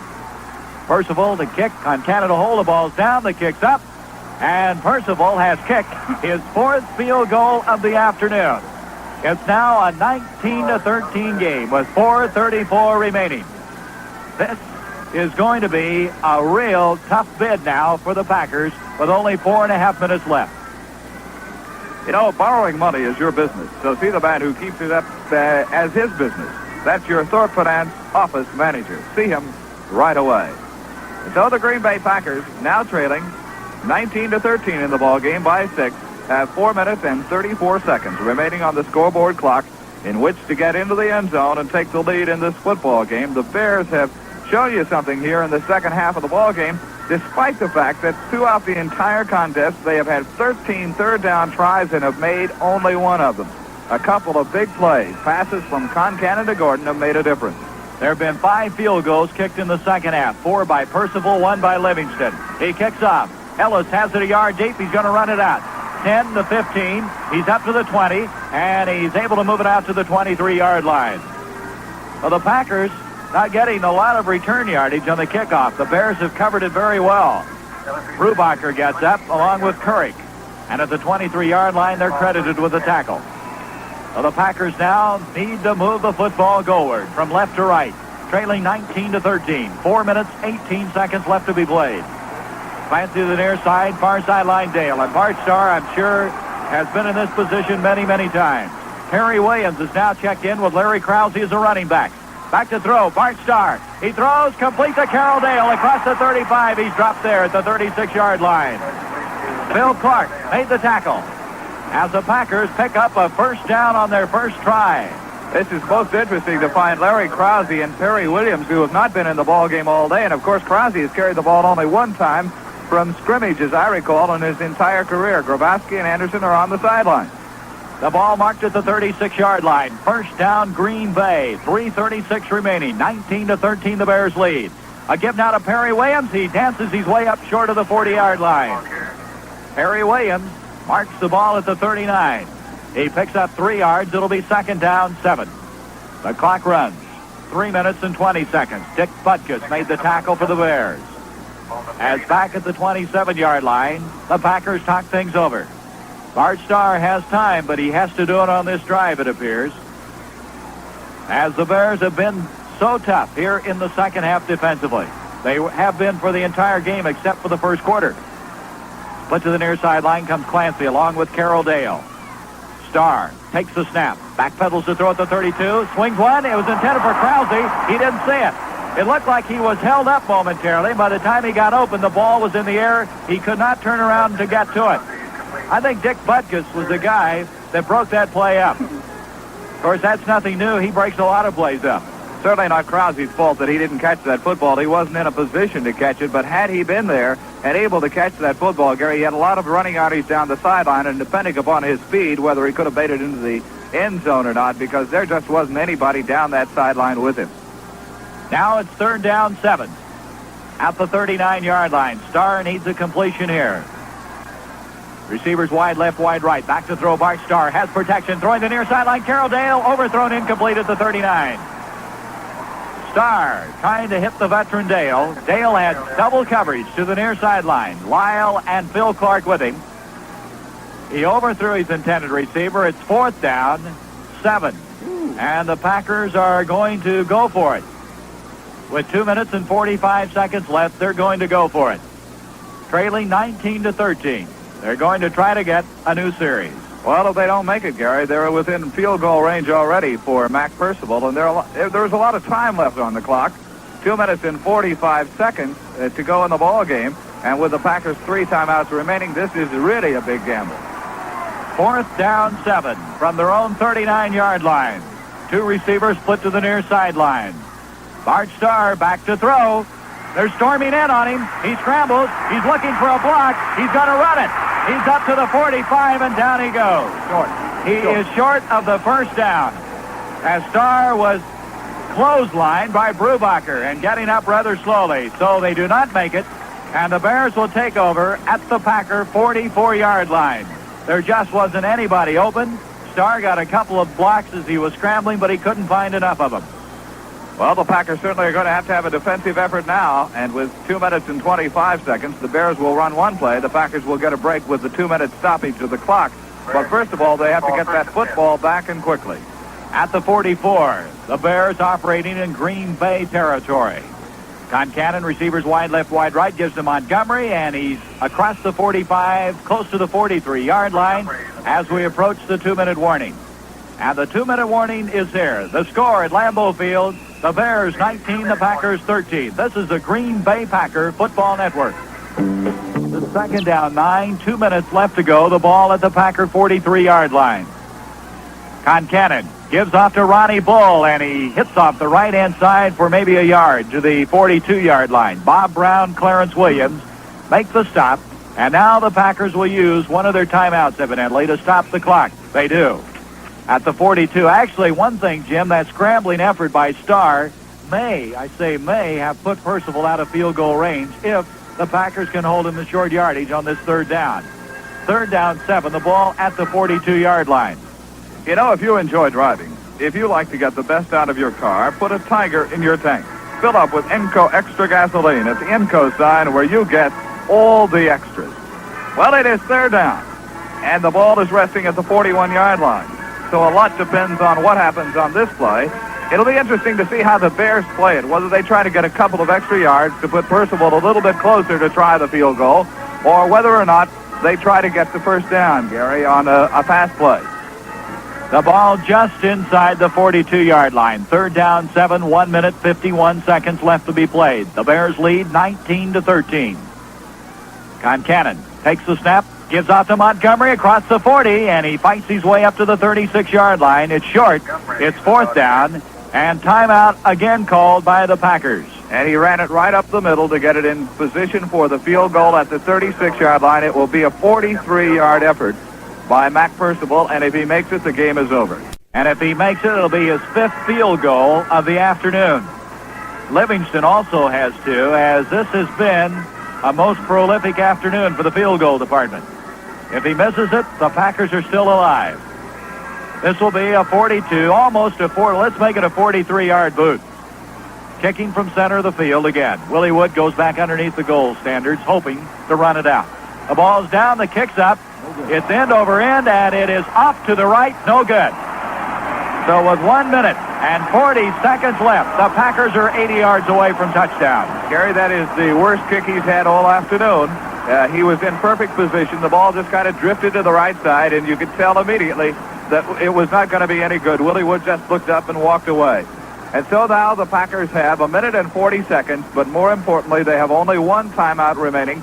And you can look for Bart Starr to be calling double plays in the huddle.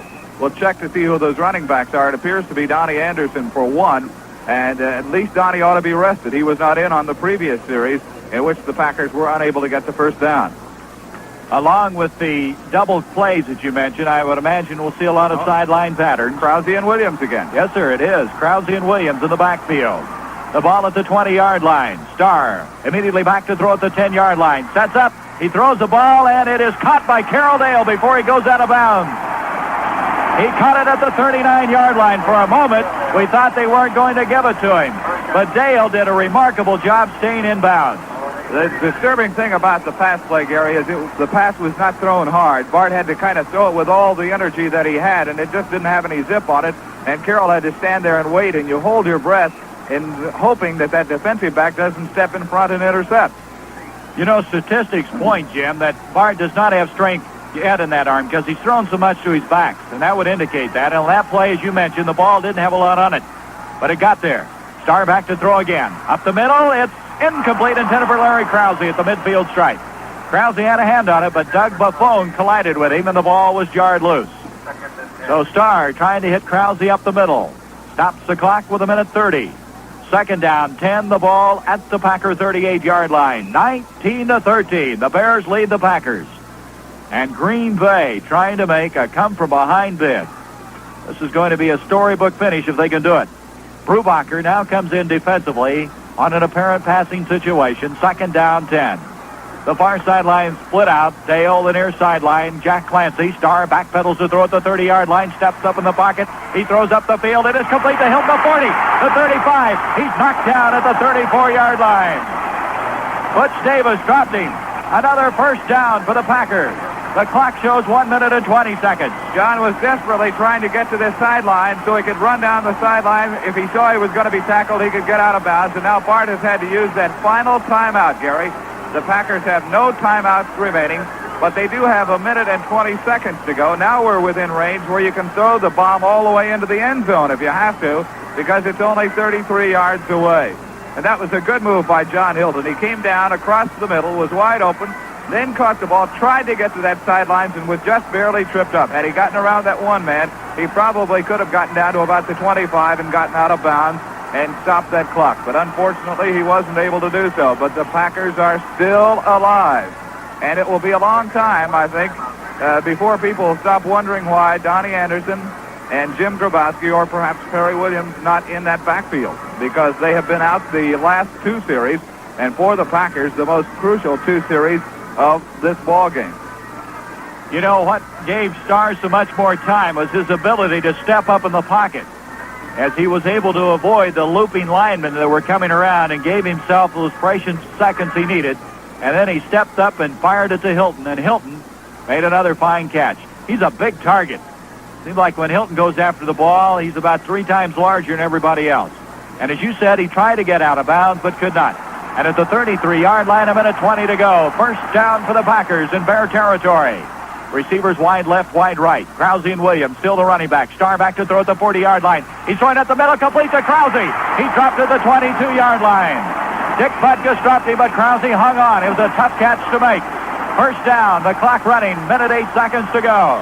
At the 22-yard line, the Packers want to set it up. The Bears are stalling to get back in their defensive alignment. The clock now shows 59 seconds. Starr back to throw again. He throws up the middle. It's incomplete. Perry Williams, the intended receiver at the 10-yard line. It was thrown behind him. He tried to reach back but couldn't come up with it. Well, it's probably a pretty good break that he didn't catch the football, because Perry had no chance to get into the end zone. He would have been down to about the 10-yard line, but he would have been stopped there and the clock would have remained running. It is now stopped with 54 seconds, and the Packers at the 22-yard line have at least 3 more tries at it. The Bears just simply strolled back like it was a nice, pleasant Sunday afternoon. They weren't cold at all, and they wouldn't get back to that line of scrimmage. And if they do that again, I'm sure the official will stop the clock. It's second down 10 at the 22-yard line of the Bears. 54 seconds left to go. Starr back to throw at the 30-yard line. Has protection. Far side complete to Perry Williams at 20. He breaks it down to the 16-yard line. There are no timeouts remaining as Butkus makes the stop. The Packers are trying to huddle up and clear back here is Seals. He's just lumbering back slowly to the line of scrimmage. So is Bill Staley. 35 seconds, the clock running. It's third down, still 4 yards to go. The ball at the 16-yard line. Starr back to throw again. He pumps once, twice up the middle. Complete to Krause. In the 5, the 4-yard line. 23 seconds to go. Butch Davis made the stop. The Bears are not getting back to the defensive line. 17, 16, 15, 14, 13, 12, 11, 10. Starr wanting to throw. It's incomplete and stops the clock with 7 seconds. Gary, the Bears have got to be offside on that play because the Bears were standing right over the ball. They had their back to the play, and it is going to be offside Chicago and move the ball down to the 5-yard line. Now, what that does, of course, is stop the clock and move the Packers within 5 yards of the goal line. 7 seconds to go, and the Packers 6 points down. Listen.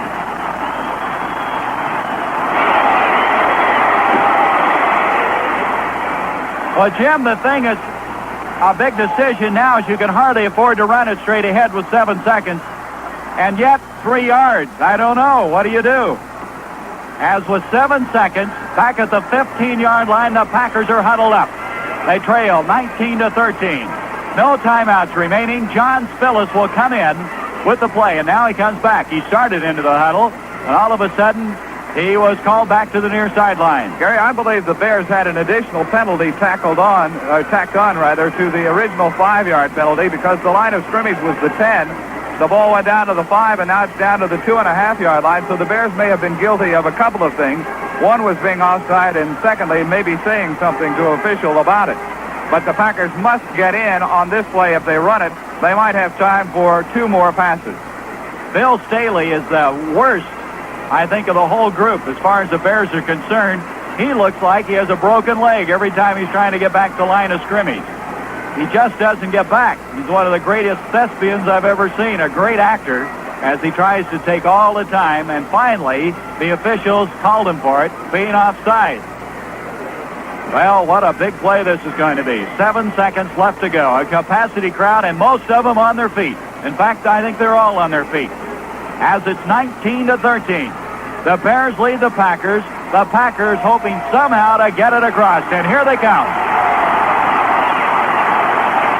Put to the near sideline, Carroll Dale. Larry Krause, Perry Williams, the running backs. Bart Starr with 7 seconds. Takes a snap. Play action fake. Running near side. He's got it right in. Touchdown!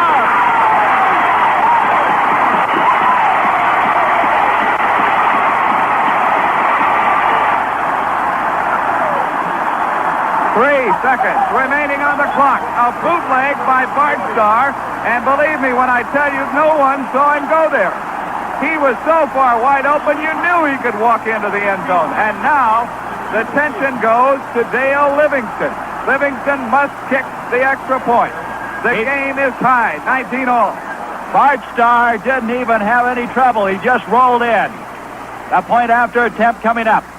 Livingston to kick, Starr to hold the balls down. The kick's up, in over in, it's good. And the Packers have taken a 20-19 lead with 3 seconds left to go. Gary, well, let's listen to the crowd. Come on.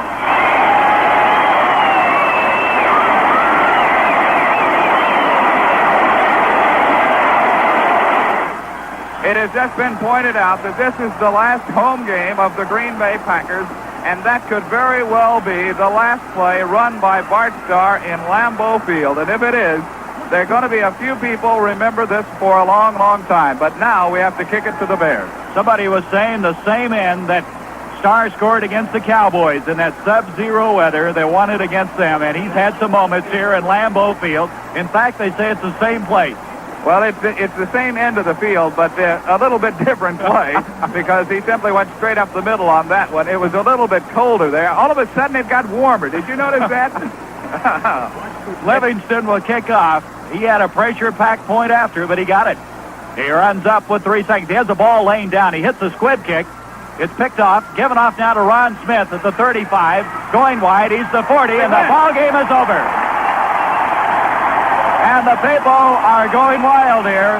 The Packers on a great come-from-behind victory. The final score in Lambeau Field, the Green Bay Packers 20, the Chicago Bears 19. This is the Green Bay Packer Football Network. I want to feel free. I want to gaze into the sky and tell everybody what a lucky guy am I. 'Cause nothing worries me. Thorpe makes it happen today. Thorpe Finance. Thorpe Finance. If your income lags behind your outgo for bills, borrow from Thorpe to pay them all off. On Thorpe's economical terms, you'll start keeping a good piece of every paycheck. Thorpe makes it happen today. There are over 125 Thorpe offices throughout the Midwest, nearby and ready to serve you. Just look in the yellow pages under loans for Thorpe Finance. Well, the legend of quarterback Bart Starr of the Green Bay Packers just took another step forward here this afternoon with 3 seconds left to go in the ball game. No timeout. Bart Starr got into the end zone. The play started with 7 seconds to go. No timeouts from the 3-yard line. Starr called the bootleg play to the right, fooled the Bears completely, waltzed into the end zone with no problem at all. Nobody touched him. and the Packers kick the extra point and win the ball game 20-19. Gary, I've seen a lot of thrilling games here in Lambeau Field, and I will tell you that the one where the Packers beat Dallas was a thrilling moment, but it wasn't any more so than the quarterback Bart Starr move of that last play of this game here this afternoon, and it means a great deal to Green Bay. Well, you pointed that out on the drive. From the standpoint, the Vikings winning over the Lions this afternoon, moving into a second-place tie, and still staying alive and hoping to have the second-best record to play in postseason play. Jim, I think one thing will be very interesting when we go to the dressing room after this game is to ask Bart whether he was going to throw the ball or not. It looked like as he was sprinting out he might be looking to throw, but then it was so wide open he just scampered in. Gary, I think what you'll find his answer will be that if someone had come up in order to try to tackle him and he felt that he couldn't get in, he would have grounded that ball, thrown it away out of the end zone, so the Packers would have had one more opportunity at least with the football. Well, this broadcast is authorized under broadcasting rights granted by the National League Football Club of Green Bay and is solely for the entertainment of our listening audience, and it was entertaining today. Any publication, rebroadcast, or other use of the descriptions and accounts of this game without the express written consent of the National League Football Club of Green Bay is prohibited. The Green Bay Packers have won it here this afternoon, 20-19. Their record for the season, 5 victories and 4 defeats, and now facing them 5 straight road games. But what is important, they win here this afternoon. Next week, the Packers will be playing the Minnesota Vikings in Bloomington, Minnesota, and our broadcast time will be 12:45. We hope that you will join us then. Now this is Jim Irwin speaking for Gary Bender. Final score again, the Packers 20, the Chicago Bears 19. This is the Green Bay Packer Football Network.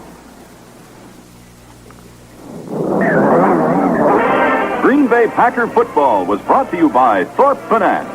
With over 125 offices serving the Midwest, Thorpe has been making personal, farm, and commercial loans of up to $5,000 or more since 1925.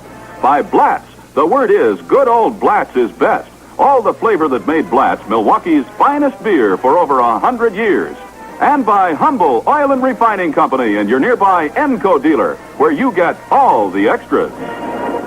Cost-conscious truck operators appreciate dealing with a concern like Truck Equipment Company, 680 Potts Avenue, just 2 blocks southeast of Lambeau Field.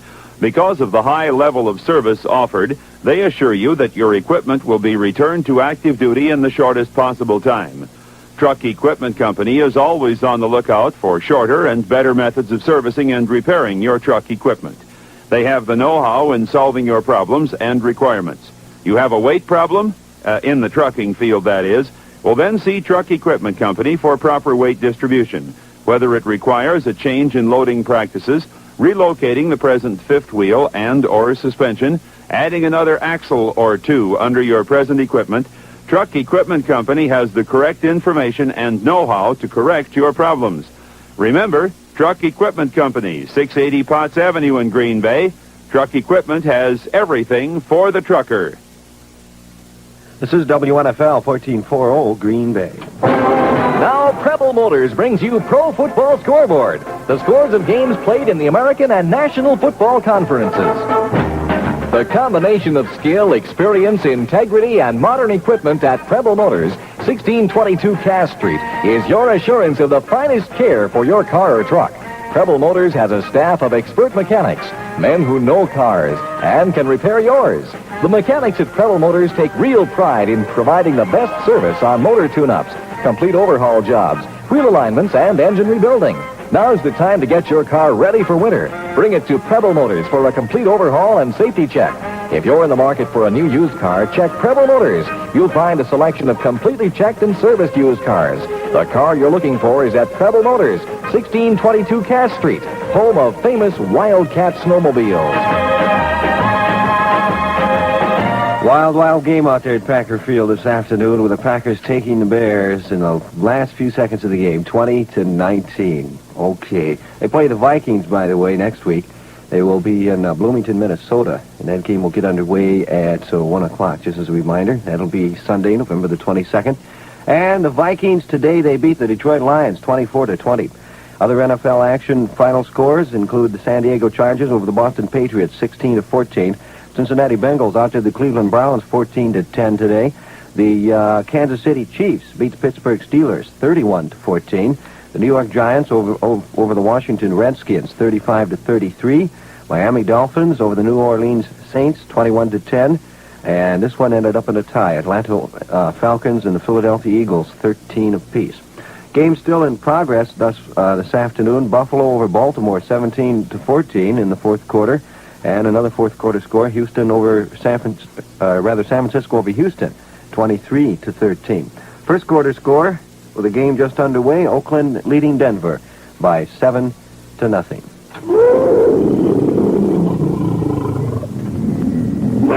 Get a cat by the tail with the amazing Wildcat snowmobile from Preble Motors. The Wildcat. Sinewy, lithe, muscular, incredibly durable at the highest speeds over the most rugged terrain. You'll thrill to the Wildcat's driving power. Not just one drive sprocket, but two. Your Wildcat is sure-footed on stops, too, with greater braking surface than any other snowmobile. And for safety's sake, the Wildcat from Preble Motors has a profile that's low and sleek. It hugs the ground like a stalking cat. It keeps its cool even when driven by the most daredevil crew. You'll delight in its golden good looks. The shock-proof, shatter-proof hood is sparkling gold flake. The wraparound bumper is chrome-plated. The passenger handlebar chrome-plated. And for the extra look of luxury, the seat is upholstered in rich jet black vinyl. In both performance and style, you've got to get a Wildcat from Preble Motors, 1622 Cass Street in Green Bay. This has been Pro Football Scoreboard, a roundup of the scores of all American and National Football Conference games. Brought to you by Preble Motors, 1622 Cass Street, Green Bay. If you have masonry, the Wisconsin Protective Coating Corporation suggests you try Playside 500. Playside 500 is an exceptionally fine product for protecting and beautifying masonry work. It's manufactured in Green Bay, especially for stucco and masonry walls, and it's available directly from the factory at low factory-to-you prices. Colored Playside 500 is just $4.15 a gallon, or just $3.95 a gallon in 5-gallon cans. White Playside 500 is only $3.95 a gallon, or just $3.75 a gallon in 5-gallon cans. A companion paint, VT510, is the perfect paint for basement walls. Available in 6 perfect colors and white at Wisconsin Protective Coating, which also manufactures a complete line of paints and protective coating, interior and exterior paints and floor enamels for extra protection against moisture. They're all made in Green Bay and sold throughout the United States. Stop in or write to the Wisconsin Protective Coating Company, 614 Elizabeth Street in Green Bay. For further information on Playside 500, VT510, and all other paints and coatings.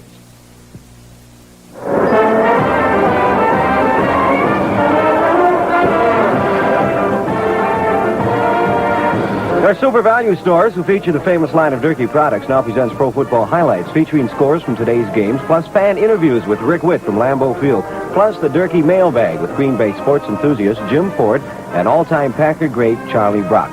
Now to Lambeau Field, where that final score of today's exciting game was the Green Bay Packers 20, the Chicago Bears 19, and here's Rick Witt. Okay, Walt, thank you very much. In the parking lot after the victory by the Packers in the final couple of seconds, there's a gentleman with a heavy, warm-looking coat on. What's your name, sir? Well, Kevin Casey is the name. I'm straight from Ireland, my first football game, and a great game it was. It's not like the soccer they play there. No, it's sure not. Oh, it's a beautiful game they had there. And winning, what they kicked the ball in the last second and won the game. I couldn't get over that. And you have to like the Green Bay Packers. They're coming from Ireland, right? Signing me hat they gave me. Okay. With the green, and I thank you very much. Thank you for talking with me. Here's some Durkee's coconut for you, and there's a money-saving coupon inside. I'll take that back to Dublin. It's even good in Ireland. I'll be darned. That's a great thing you got there, lad. Thank you very much. Here's the Durkee Spice chart for you. Okay. You're a UP fan from the Upper Peninsula, huh? Iron Mountain. What's your name?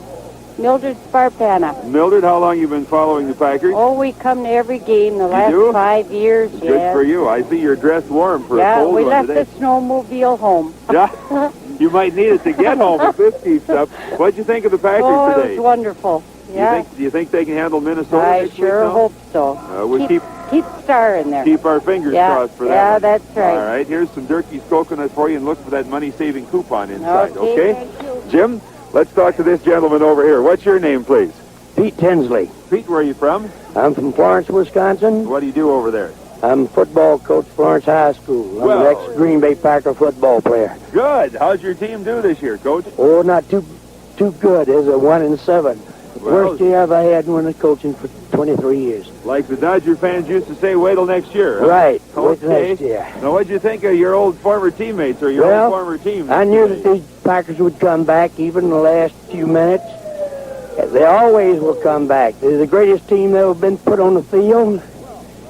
And the slogan says the Pack will be back, they will. Okay, Coach, good. Thank you very much. Here's some Durkee's coconuts for you. I use Durkee's. Good for you. Okay. Now... The Green Bay Packer dressing room after the game between the Green Bay Packers and the Chicago Bears. What's going on with this cotton cricket? What was the penalty called right preceding the last play? When he moved it down the... I don't know. I never found that out. Who called that last play? Well, we call it. We sent it.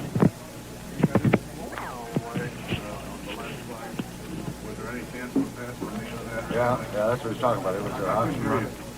It was an option run or pass. It was an option run. Right. Bill, you sent the play in? Yes, we did. Who was the receiver then?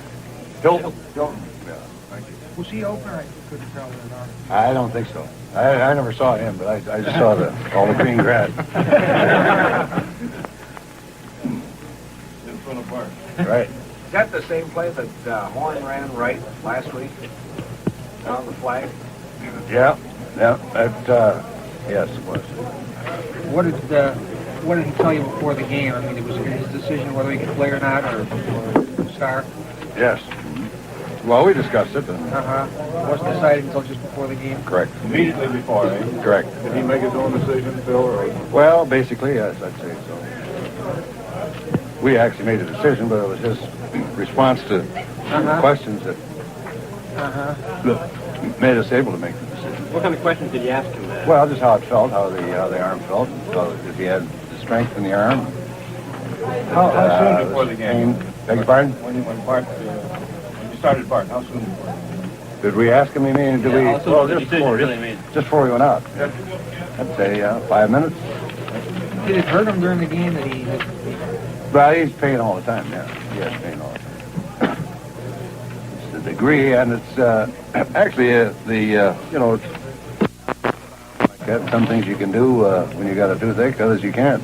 But in the arm, he can throw fairly well, but he can't really put that steam on it because of the throwing motion a little different, do you think, than it used to be? He seems to be sort of pushing it like a shot. Well, I think that's probably one of the things that does. I mean, I think that's one of the results of the sore arm. I think it affects their throwing motion. Beg your pardon? In pain all the Yes. time? Phil, what made you decide to try for the field goal, 49 yards this time, and other times in the same situation you decided against it? Well, I guess the fact that they don't have the real tall guy in the middle. Some of the teams got that a big 6'8" guy in there. They don't have anybody quite that tall, and that's where we've been having the trouble. Not with breaking through or anything, but rather somebody jumping up like last week, Bubba Smith. Dale's ever had? I really don't know. It is since we've had him, I guess. I don't know what he'd had before that. You're with all those short passes because Bart has trouble with that arm throwing deep. You were 11 at one point. You were 11 out of 15 completions were the backs, mostly gravel. Well, of course, they play basically a zone defense, which more or less eliminates the long one. It doesn't necessarily eliminate it, but it's not a good gamble to take it. But you might have thrown a few more times to your outside receivers had Bart's arm been a little stronger, or... Well, not necessarily, Did they change anything after the first quarter? You seemed to be able to throw a little deeper in the first quarter, and then after that, you threw more to your back. First quarter. I don't think they. I don't think they changed it. Did they have that- probably should have stayed with that. Were they in that prevent any time on that last series where they go with it? Yeah, several times. I mean, on the last series where Yes, they in the were. last series. But once they got down to about the 20, I think they quit. They quit it. But down to that point, they were in the three-man rush. Several times, Yeah. I didn't see Yeah. how often. Yeah. He was too tired to go on. That was the thing. Well, he wasn't too tired to go on, but I mean, it was a situation where a fresh back would have been pretty helpful, as you noticed that one that Perry did catch. Yeah, same thing. The one that Perry Williams did catch over there in the flat. It took a pretty good tackle to stop him. Right. Uh-huh. So that was the idea. Has Krause played from scrimmage this year? No, that's the first time. That's right, isn't it, Len? He's had just 1 or 2 plays, I think. I can't remember any. Actually, I could be an certainly not in a situation. Yeah, like I think he's only had 1 play from scrimmage. I can't remember any, but Yeah, he had maybe 12 yards in the last play of the game against somebody. that was it. I think that was the only time all year. Which injury resulted in Krause being moved up to that position? Where is he back up man number 2? Hampton. Yeah. Is he considered to be a good receiver? I mean, was he used, Krause, was he used that way much in college, or did you have... No, he's just a good all-around athlete. Yeah. Good all-around athlete. Did you draft him? Was he a draft? Yes. Last one. Are you watching Jimmy Mayer now? Yeah, 17. The guy behind him is coming up and doing it better. Yeah, I guess he is. Yeah, I guess he is. So he's number 2 behind Anderson now, is that right? Correct. Yeah, he's first substitute. Bart, on that last play, did you call that as an audible, or is that called an audible? No, we called it, and they sent it in from the sidelines. Our coaches sent that play in. We're talking with Dave Hampton now. Dave, how do you feel after your operation? Oh, I feel fine now. I'm finally getting my strength back and gaining a little weight. Good, you're looking pretty good. Yeah, I lost about 20 pounds. Have you been able to work out at all? I'm going to start this week running and lifting weights.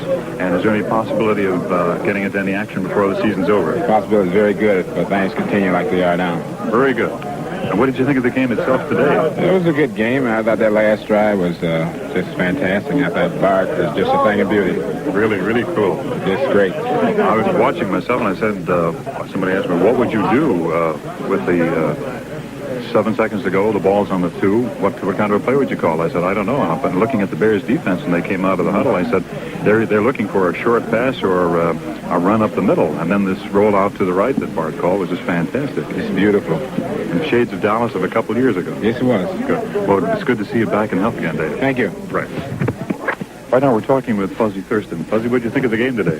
Tremendously impressed, and naturally it's the excitement of that type of game, and I think the Chicago Bear, the Green Bay Packer rivalry, always gives a bigger thrill to all our fans, and this is something that's going to do a lot for this team. As I talked to a lot of them, they said, it's been a long time since we've won one in the last minute and a half, and it's a great inspiration because now they know that they're never out of a ball game. Right, there's a minute and 40 to go, and they came all the way down the field and scored. Well, if we think about it, that the guy that took them down there has done it a few times before, and so any of the fans that left before haven't been around for the last 15 years, they better recognize the fact that 80 yards is a long ways in the first quarter and the second quarter, but it seems like there's 5 games or 5 quarters, the last 2 minutes, and we can look at the last many games in the last 3 weeks and see what this has done for the whole league. Mm-hmm. Excellent. Thank you very much. You bet. My pleasure. We're talking with Forrest Craig now. Forrest, how do you feel about the game today? Well, it's certainly a big victory for us. It was a game that looked like that we started off playing real well and got a 10-0 lead, and then things started going bad for us, and of course we got behind. And I think that last drive will do our ball club a lot of good because it was a great offensive drive. It was a drive when the chips were down. And I thought everybody blocked real well. I thought everybody ran well, and certainly Bart Starr deserves a lot of credit for the job that he did. What were your thoughts when you saw the teams lining up there with 7 seconds to go, the ball on the 2-yard line? Was the shades of Dallas going through your mind a little bit? Just a little bit. I knew what the play was, so I was ready for it, and I felt like it was a real good call, and at the end of the circumstances, that's about the only thing we could do. Thank you, Forrest. Thank you.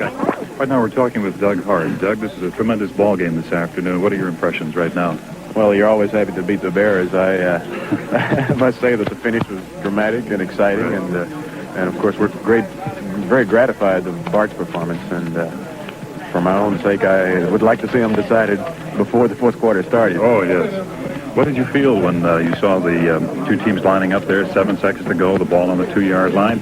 The Bears looked like they were definitely in tight. They were figuring either a short pass or a run. And then what did you feel, what was going in your mind, or did you know the play? No, I had no idea what the play was. In fact, I was trying to think of what he could call with 7 seconds left to score a touchdown, which of course we needed 7 points. And as it turned out, the play was the perfect play, the rollout run-pass option, where he has 2 choices rather because than... your mind goes back to the Dallas game, and you realize that's a long 2 yards to stretch when you're only 6'1", like Bart is. That's correct, but he chose the right play. And it was beautiful. Play. Right. Good. Congratulations on a good game. Thank you, Jay. Rick.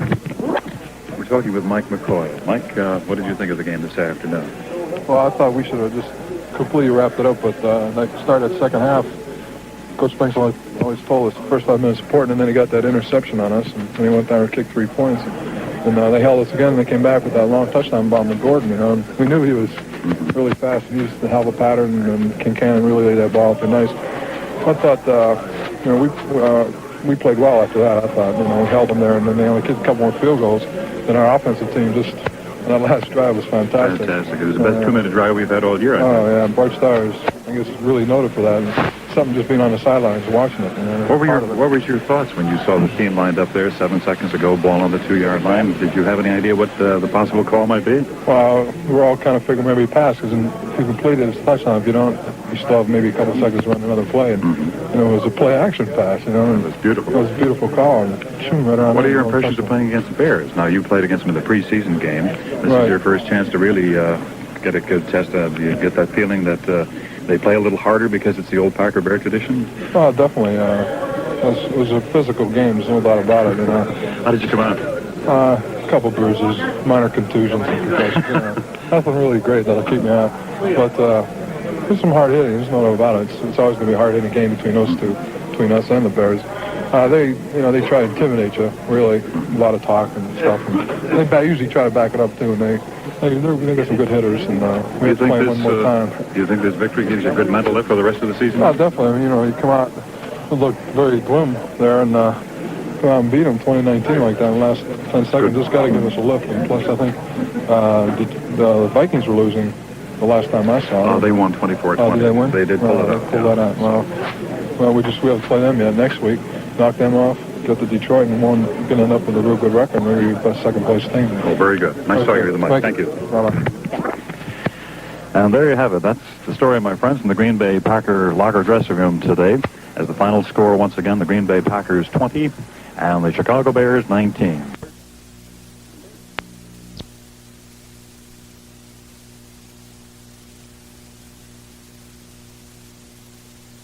Today's broadcast is brought to you by ClassicBaseballBroadcasts.com, your one-stop destination for thousands of authentic, vintage radio game broadcasts, interviews and highlights. Red Barber, Mel Allen, Vin Scully, Ernie Harwell, Kurt Godey are just a few of the Ford Frick award-winning voices. There are hundreds more that will bring back childhood memories from back in the day when the game was always on.